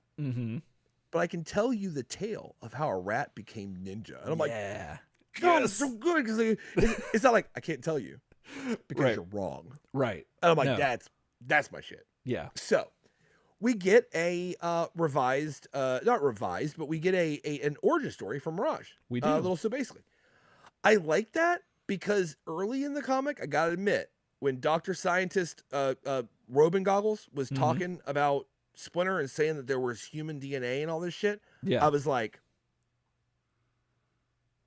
that sounds like 87 animated series origin. That sounds like human origin. And I was a little worried. Yeah. But they go back and they basically, it's honestly, like, I mean, this is as good as any backstory version I would ever recommend. Like, if you had to get the origin and basically like a page, this is as good as they can go. And for people that are new to the show, or people that, you know, don't necessarily, like, you know, are new to this concept of like different like origins for the Turtles and mainly for Splinter, we are dealing with Mirage era, you know, vintage rat origin. So he came over with Hamada Yoshi as master, right? And he would mimic, you also see this in the first movie as well, this origin story. He would mimic Hamada Yoshi's, you know, movements. And Hamada Yoshi kind of thought that was a cool party trick. Kind of all there was to it. Oh, yeah. However, Hamada Yoshi killed, you know, your boy Splinter's brother for being, you know, a creep and trying to sexually assault Tang Shin, you know what I mean, his lady. And had to kill him. But then he had to go ahead and go to New York. Right. And yeah, Shredder, Saki's, Nagi's brother, Saki, came back to kill. And I love that they keep the brother thing. Yes. Because that's something that they drop sometimes. Because the issue of So we talked about this before on the show, but just to be very brief, one important element of like there's a little bit of a little element that you can change in the origin story. Mm-hmm. When they did the origin story in the movie / in the comic adaptation, which the TMNT, the first movie comic adaptation is awesome. It's really, really great. It the issue of Tang Shen being sexually assaulted is taken out of the origin story. And the way that it's taken out of the origin story for the more family-friendly version is that Oroku Saki, like, effectively wants Tang Shen, and Hamada Yoshi and Tang Shen have to run away from him. Yeah. And he comes back with a vengeance to kill him and her for basically betraying him as his friend / woman he wanted to be with. Mm-hmm. The correct Mirage origin is darker, where his brother sexually assaults Tang Shen, and in trying to save her, Hamada Yoshi does kill him. Yeah. But that leads the younger brother, Saki, to kind of obsess over it. And it's like kind of a black mark on his honor for his whole like childhood and adolescence. And that is what gears him up to come back. Yeah. He has the problem with the fact that he killed his brother. He doesn't really have the problem with the Tang Shen thing. Not a thing. You know what I'm saying for him? He doesn't care about Tang Shen. Yeah. He just wants to besmirch Hamada Yoshi for killing his brother. And it's funny because you can flip that switch on it. You know what I mean? Oh yeah. And I'm a big fan of of Nagi. I think that's an interesting layer that didn't necessarily. It's not, if it's without it, you're not. It doesn't diminish it by really any measurable like merit, but like at the same time when it's there, it's this extra layer that's just like, oh, it's like having like two slices of cheeses where one's like slightly different, but it gives you like that extra flair. And I really like that. Now, this is a stretch, forgive me, and you're probably going to laugh at me or something. But now, as you were talking, I was thinking about this, and I was like, there's something here that I'm like thinking about movie one, and I'm like, you remember how when they first meet April, and they say, Michelangelo's doing his impressions, and he goes, "You dirty rat, you killed my brother." I'm like, do you think, I don't think it was ever a reference to this, to the actual origins, but like I never connected the fact that like there was even a reference to a rat, quote unquote, killing a brother or something like that. Like I've never drew that line of symmetry, and that kind of broke my brain for a second there when you were talking and brought all that up, and I'm like, oh, that's nuts. Like that's like some what is the guy from It's Always Sunny, like his with his board, like the with all the red threads go into everything when you're crazy. And you're like, okay, hold on, it's Charlie, a conspiracy. the Pepe Sylvia whole thing. Yeah, it's kind of like that. It's like that's one of those red threads that could go to, you dirty rat, you killed my brother. Yeah. Oh, they talk about some of that, Nagi. like three men and a baby urban legend. Yeah, you're walking it on. So that's always one of those like really kind of subtle nuanced things that connections I kind of made in the Mirage origin that they do set right. I mean, it is I don't say it right, quote unquote, but it is the earliest dated origin story for Splinter and his master Hamada Yoshi. It is very accurate here to Mirage, which I enjoyed because, like I said, I mean, retcon's a thing in comics, and I was kind of like, please don't do it. When he says, "I'll show you how a rat became ninja," I'm like, well, that's good. Yeah. But please don't. I want my Oroku Nagi. Let's do it. And that's what it is. So they explain it. Yeah, and literally that's what it is. Like Splinter escaped. And he got into the sewer, got those turtles, you know what I'm saying? Kind of cleaned them off because he was always a very intelligent rat. You know what I'm saying? That's kind of what made him able to be kind of transformed. But the human DNA left on the turtles and all that stuff like that, boom, there we go. He became an anthropomorphic rat that's really more rat than man. He just became a big rat. And the turtles were kind of 50-50 spliced with human DNA. Yeah. And that's super cool. And it's a really great one-page origin story, and I really appreciate it. Oh, absolutely. And he does mention at the end that I then trained them in the art of ninjutsu, and we avenged my master's death. Straight up. That's what happened. That is TMNT 1. That is the origin. So your boy Komodo, he's like, cool. Yeah, that's cool. You wouldn't happen to know where like the actual like TCRI canister is, would you? Like, You Oh, know about that? you mean Like it? TGRI? Oh yeah, yeah. In this canon. You think I got it still? Like, yeah. yeah, We think I stole them all. yeah, He's like, yeah, no. he's like, no, I had to move a bunch, dog, yeah. because a lot of crap happened, including Baxter Stockman being evil as shit, I love literally it. right I after love we it. avenged my master, and he ate the sewer effectively. So yeah, that's the thing. And of course, yeah, whatever. So he's like, oh well, it's fine. It was all good. Your blood still holds the secret. Who knows? Yeah, that was passive aggressive. Hey man, anything that I can do to make you more comfortable? Splinter straight up goes, Yeah, a hot bath is a. I gotta do it. do it. Just A hot bath is a luxury these old bones seldom get to enjoy. And then cut to your boy Splinter rub-a-dub-dub in the tub. You know what I'm saying? He says, and this is that shit. Woo. This is I don't know what's going on here, but Splinter's like, I do. My sons would be jealous to know that I am surrounded by such feminine beauty. That's amazing. And he's just got his like geisha girls in there, and it's a real thing. And he's getting scrubbed down.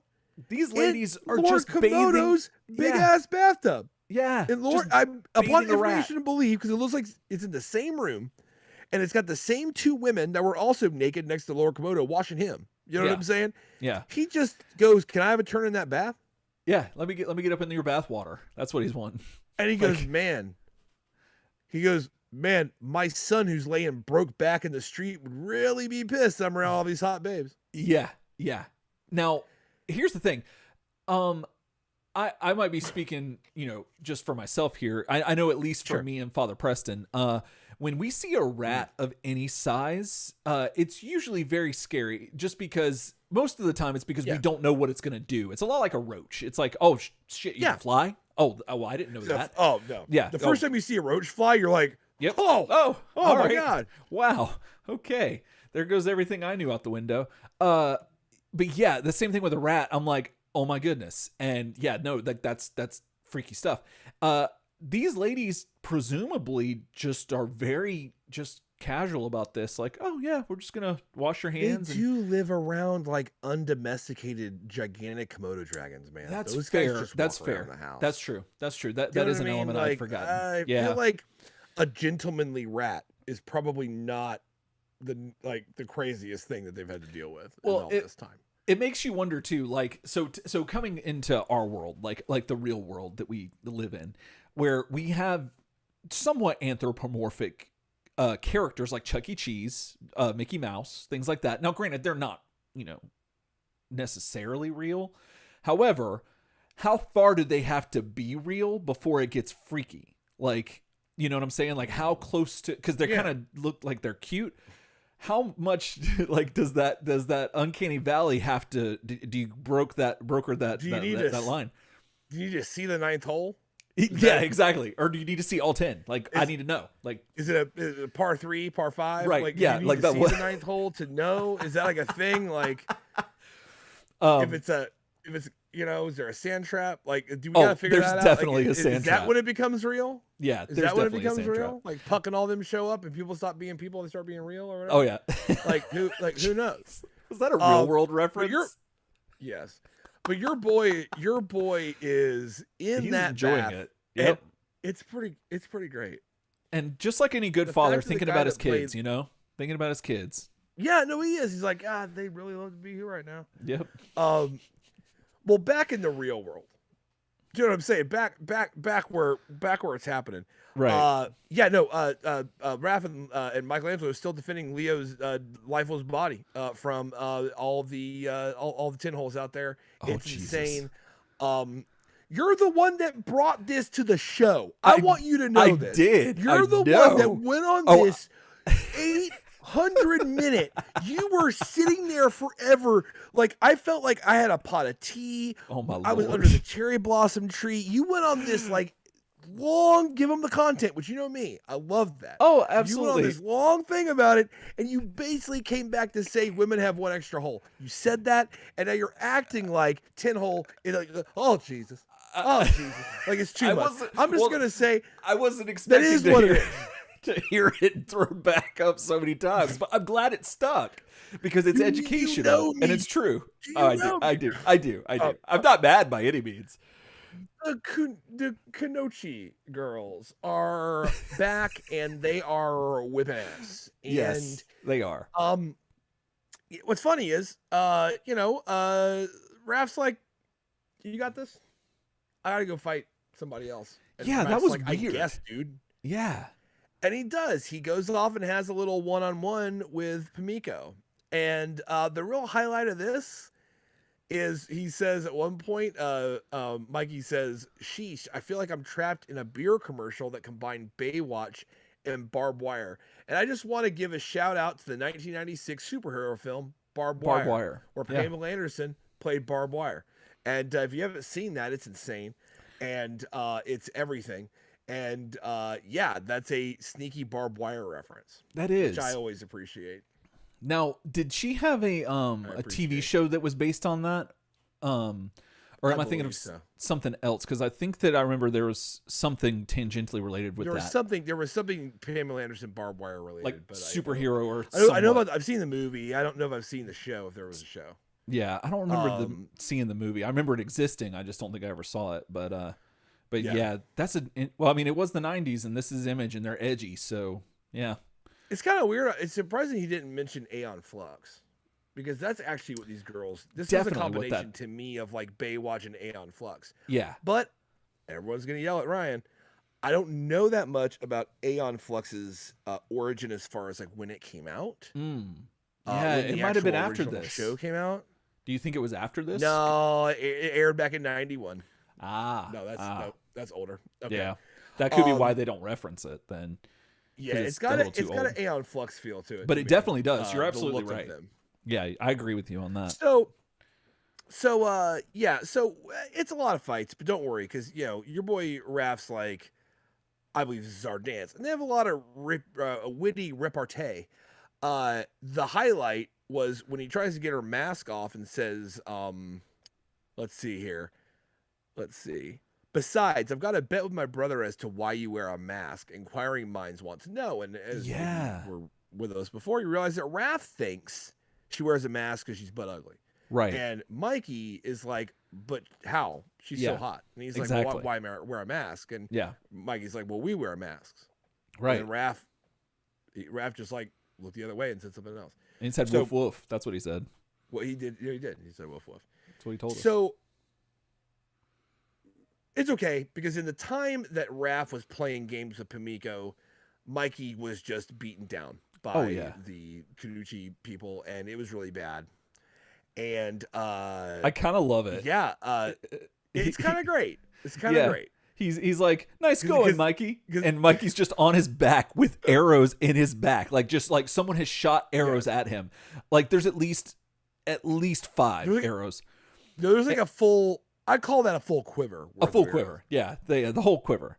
And he groans and he says, no problem. And he's just like, so the humor's there. And I love that, because that's one of the core principles of the Turtles, is that it's, in spite of everything, there's still comedy there. And I've always appreciated that. And they bring it here. And it's very simple. It's a quick line, but it's just, I don't know. And I just appreciated it. And this is nuts. Anyway, sorry, go ahead. It is. So they got Mikey. They're taking Leo, and they're like, "Yeah, your dreaming brother's coming with us. Any questions?" And he's like, "Yeah, just one. What if I don't want to go with?" And Leo's like, "Bah, I'm awake now."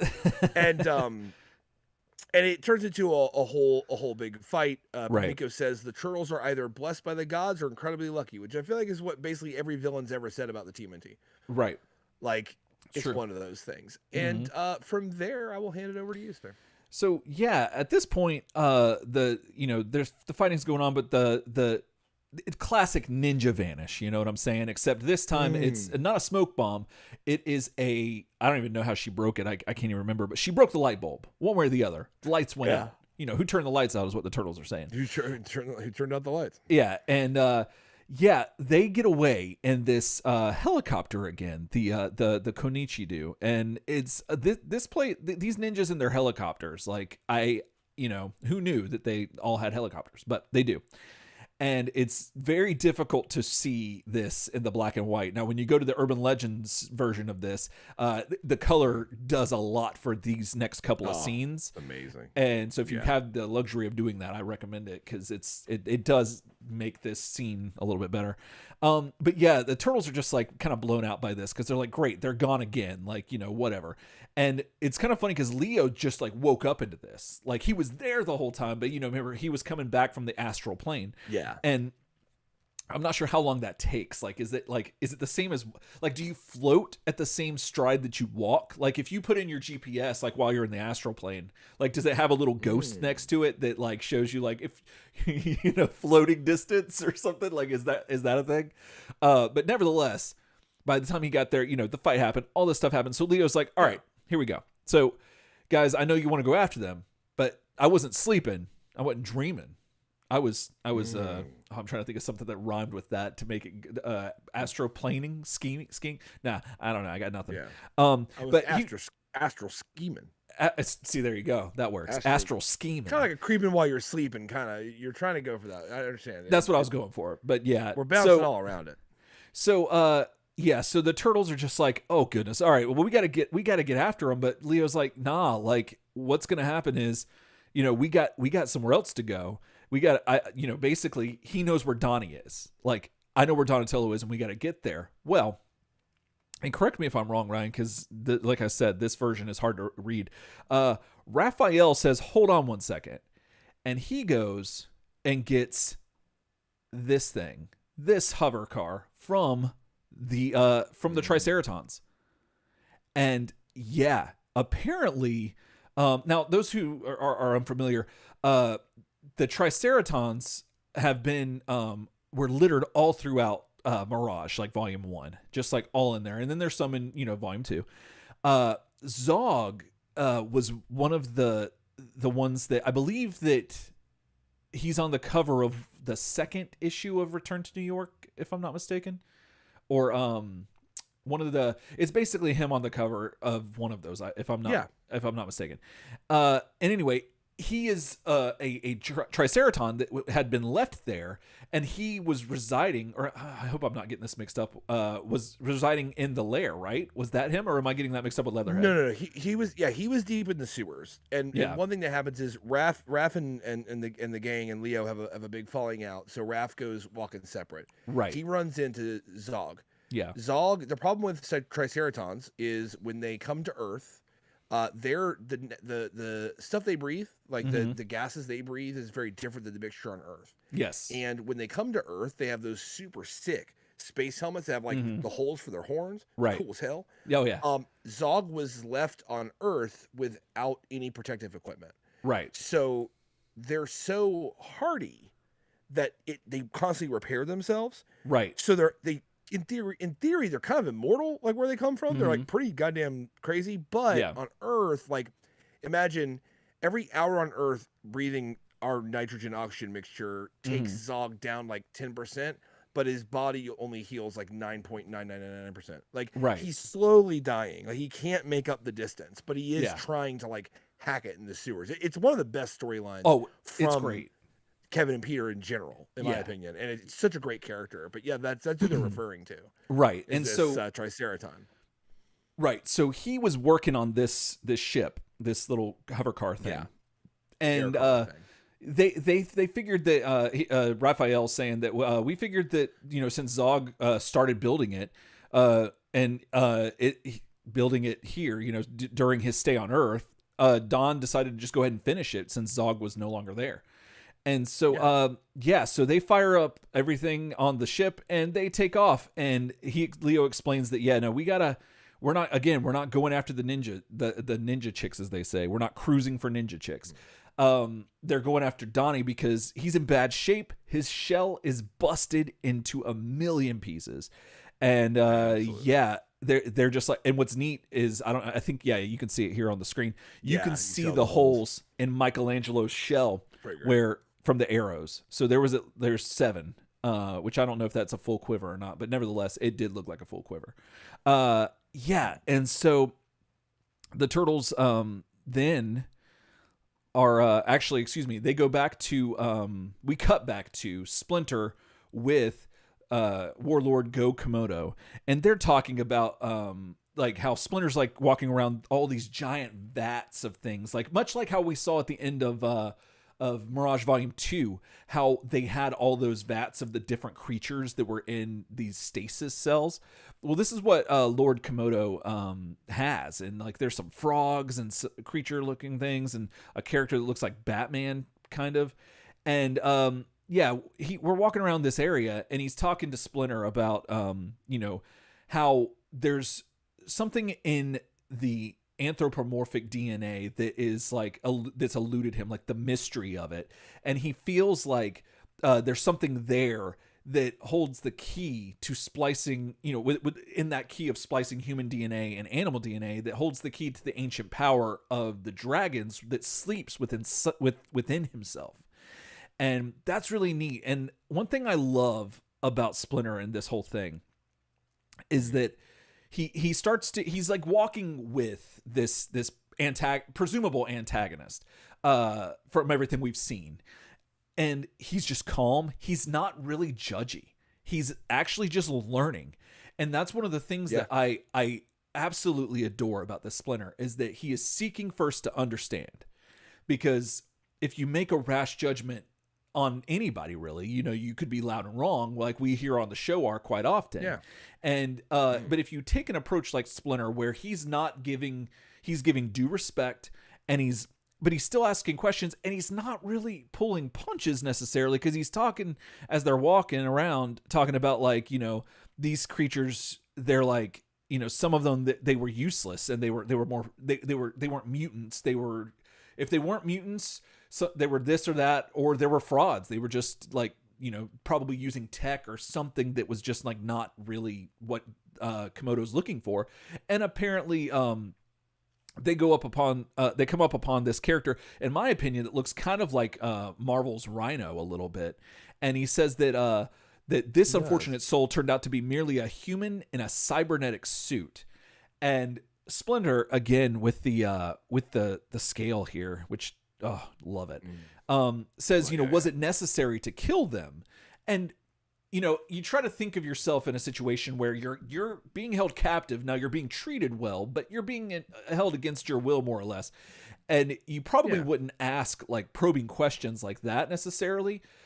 But Splinter has shown us that he's capable to handle pretty much anything that Komodo's going to throw at him. And I just love that he asked the question. Yeah, I think a big thing is that they're communicating on a pretty intellectual level. I think that it's a little bit like game recognized game. A little like, oh yeah. They're both obviously like, martial arts masters who are steeped in like ancient lore, and it's kind of like like recognizes like right. They're having this conversation, very intellectual conversation about what's going on, and I think it shows where they're at. That Splinter's like asking the hard questions a little bit about absolutely. Trying to feel him out and figuring out like, is your honor still intact? Like, are you still legit? You know what I mean? They're kind of feeling each other out. It's very interesting. And so they continue to walk, and Splinter or Komodo is explaining that Splinter to Splinter, that some of these, I just killed them because it felt like putting a rabid animal out of its misery.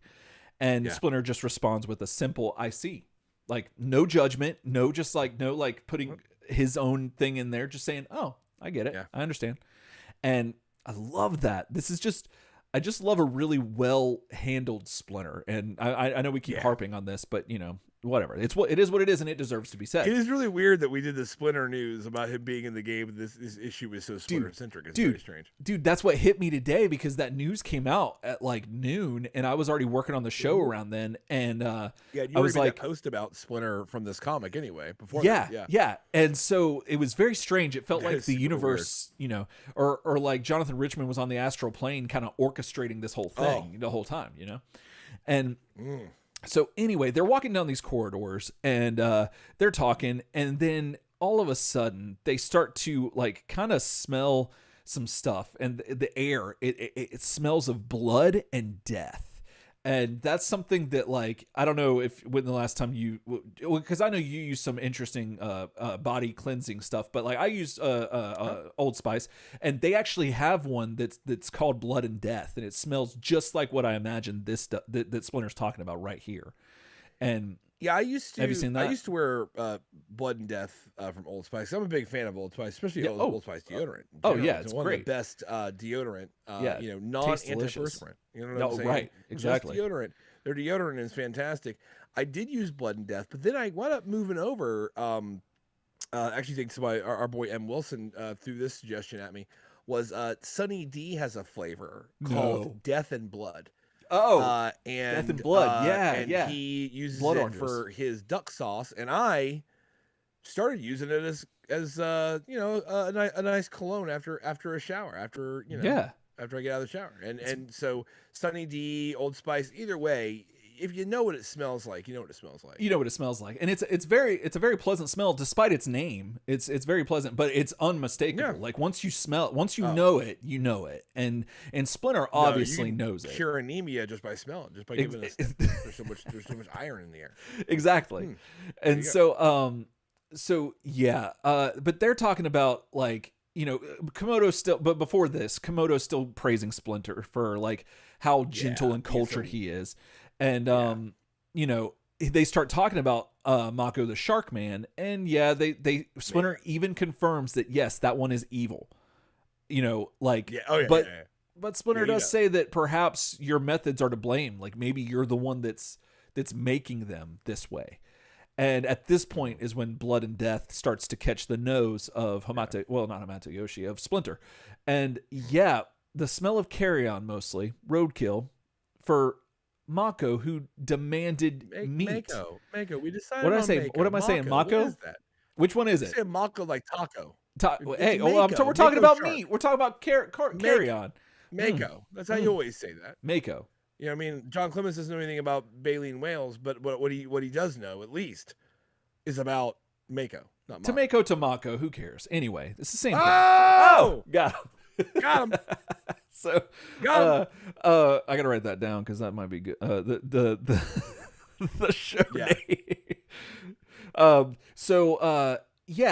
So now all of a sudden in the background you can see the shadowy figure. Now this is where the black and white works amazing, and it looks so horrifying.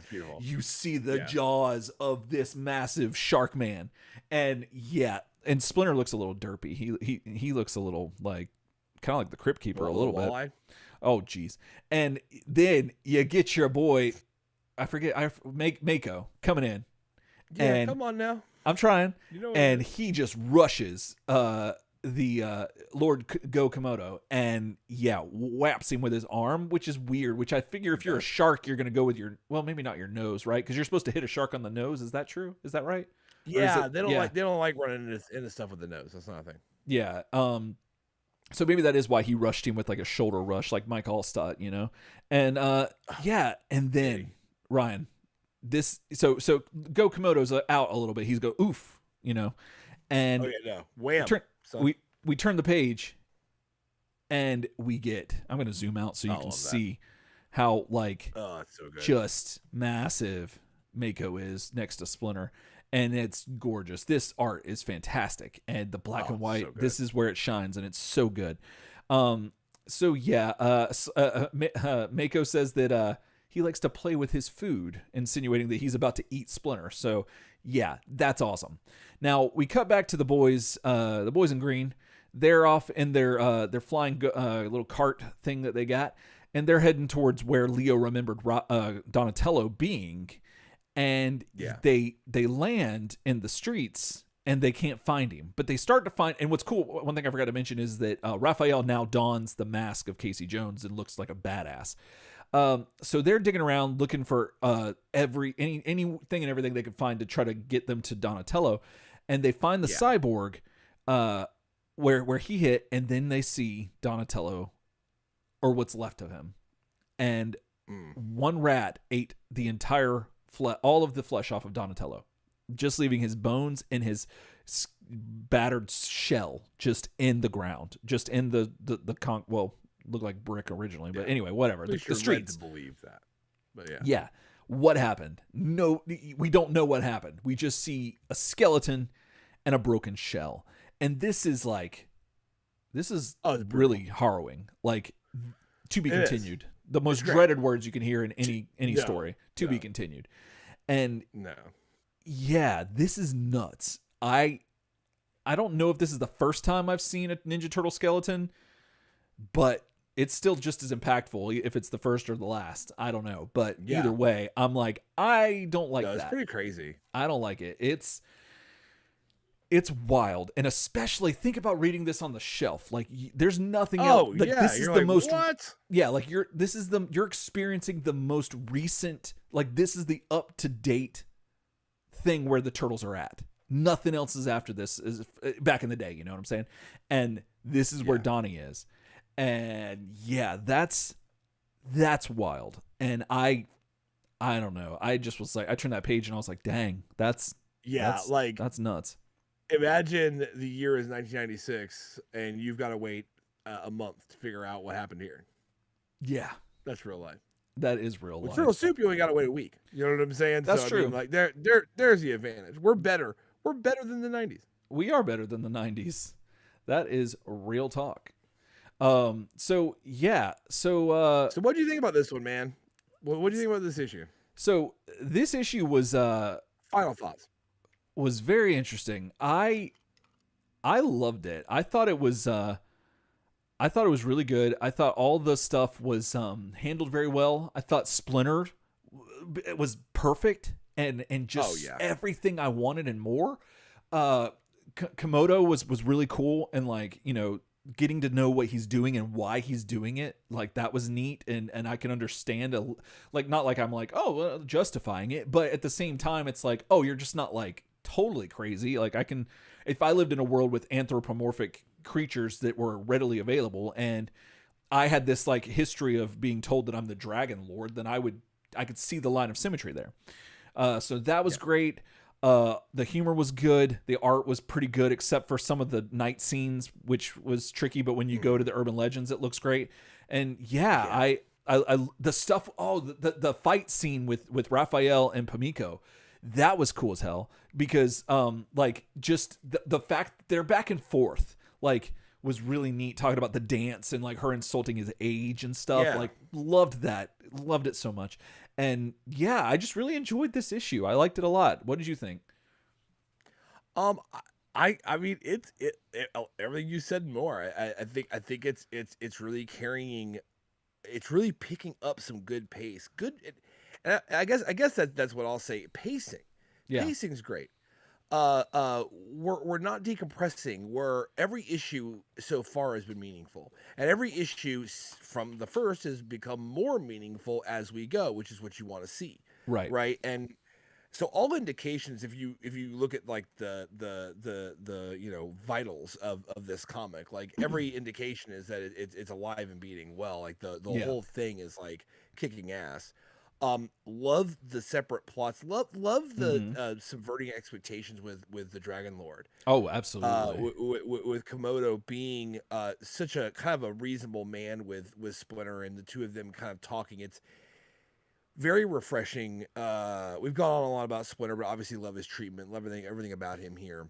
And a good issue. It had a lot of fight. It had a good amount of fight, but it also had a good amount of dialogue.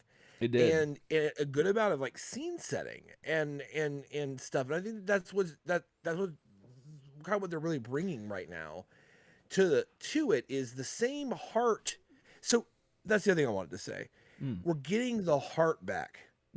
Like, we kind of had it with Mirage Volume 2, and then like it was all a dream, and then like we had Body Count, which, you know, the heart wasn't there for that, you know what I mean? Like, and then this issue starts and we have some things to say a little bit about, like, you know, the Turtles kind of objectifying the main villain, you know, physically, while, you know, she's in frame, and asking ourselves, you know, having been kind of rubbed raw by Body Count before, saying like, is that what we're going to see more of? Is it like, this ain't your daddy's Turtles? Like, are they going to lean into that so hard that it's going to make it like not matter? Right. I mean, Like, is it going to make it like, oh, blood, guts, cool. Mm-hmm. Like, because I'm not, as a Turtles fan, I'm not really here for that if that's all you got. You Right. know what I'm saying? Yeah. I'll take some of, like, this last page with Donnie. I'll take some of this, man. I love dark stuff. Oh, yeah. But, like, need some heart. And Right. this is bringing the heart. Exactly. And it's really, really good. So it just keeps going upwards. You know what? You know what pumps the blood through them blood and guts? The heart. What's that? The heart. The heart. The heart. See, you need it to have the other. So John Popper once said, "The hook brings you back." Right. And this has got me on the hooks. So I'm excited. I'm excited to get into the next issue. I think that this thing is just going upwards. Oh, super hype. I am too. One thing that I missed because I was so excited to read this issue, I wanted to give because we started to talk about it a little bit in the post game of last episode. For those wondering about Mako, is this character is an image character. So this is one of the from what I understand, and again for new listeners and those who've forgotten, as the show Turtle Soup and the steps in the journey, we try our best to try to experience and simulate the experience of reading through these without a lot of foreknowledge as much as we can. But sometimes it behooves us to do a little bit of research and find some stuff out. And Mako seemed like one of the ones that we kind of need to talk about because we don't know anything yet. But apparently someone had mentioned, I forget who it was, in the post game last week, that he is an Image Comics character in that expanded universe with like Savage Dragon and Youngblood and all those other characters from that universe. And I just wanted to do a real quick rundown of him. His name is Lou Drum, and apparently he was he chose the army over jail, and being a career criminal, having done that, made that choice, he was this is I forget where this is taken, but it was from the internet. He was mauled by a shark at ground zero when an experimental nuclear bomb was detonated, transformed him into a being who was half shark, half man, and took the name Mako. Basically, he possesses tremendous strength, physical durability, and is physically intimidating due to his shark-like appearance and size. And that's essentially Mako. So there you go. There's a little bit of Dr. Octagon was half shark, alligator, half man. Oh, that's right. I forgot about that. So, oh, that's so we're doing that. Oh, I love it. But yeah, and although we are not half shark, half man, we are a podcast and a YouTube channel, and we sincerely appreciate everyone being here in the chat. Y'all been wonderful, and everyone who's been absolutely everywhere with us along the journey, and thank you for all of that. And yeah, if you want to stay up to date with us, up to breast, as the kids say, you can do that by going to the home of the internet, turtlesoupshow.com. All of our episodes are up there, and you can download them and listen to them. If they're not on your podcast app, we should be everywhere now, but I don't know. If we're not, let me know, and I'll see what I can do. Yeah, and then what do you think of Mako? Do you like Image run so far? Like, have you seen a turtle skeleton before? Do you smell like blood and death? Do you wish Splinter was your real dad? Let us know. Email us at turtlesoupshow@gmail.com. What's so special about your dad if it's not Splinter? That's what we really want to know. We're gonna have a dad off contest where we're gonna compare all of our dads in like a beauty pageant, but it's just dad stuff, and we'll see that should be a thing. I don't know why we haven't done this yet, but we'll have like a dad calendar. I guess those exist, but anyway, I'm getting carried away. But nevertheless, let us know. turtlesoupshow@gmail.com. The hotline. And yeah, if you want to again stay up to breast with us, Turtle Soup Show with the underscores at Gmail. God, I'm all over the place, Ryan. Instagram, it's really good. Facebook Chat is loving your Tamako. Oh, that's good. I'm glad that I made somebody that happy. One's killing. So you're on fire tonight. Oh, excellent. Yeah. So let's see, Instagram, Facebook group. Join the Facebook group if you're new. A lot of good people there. It's a lot of fun. A good place for news if you want to stay up to breast on that. And yeah, and if you want to make sure that we don't say clang, to make sure our lights stay on and that ninjas can't come in and knock them out and all that fun stuff. And if you want to give your support, you can do that by going to patreon.com, find Turtle Soup's Done Been Making a Podcast, and you can sign up for some reward tiers that are really cool and that are about to be shipped out, because I think that the shirts just got shipped. I think I just got them today, and I'm still in the process of making some of the other stuff, but it's about to go out. So all of our patrons, thank you. Stuff's going to be on its way very shortly. And yeah, and if you want to be among the few, the proud, the brave, the many, all those people, you can do that, patreon.com. And yeah, next week, I believe, we'll be continuing this journey with issue number 4. And we'll see, what happens to Splinter, what happened to Donnie. Like, we got all the questions, we got more questions, we got more answers coming to you live, every Thursday. So thanks again, everyone, and else time. Else time.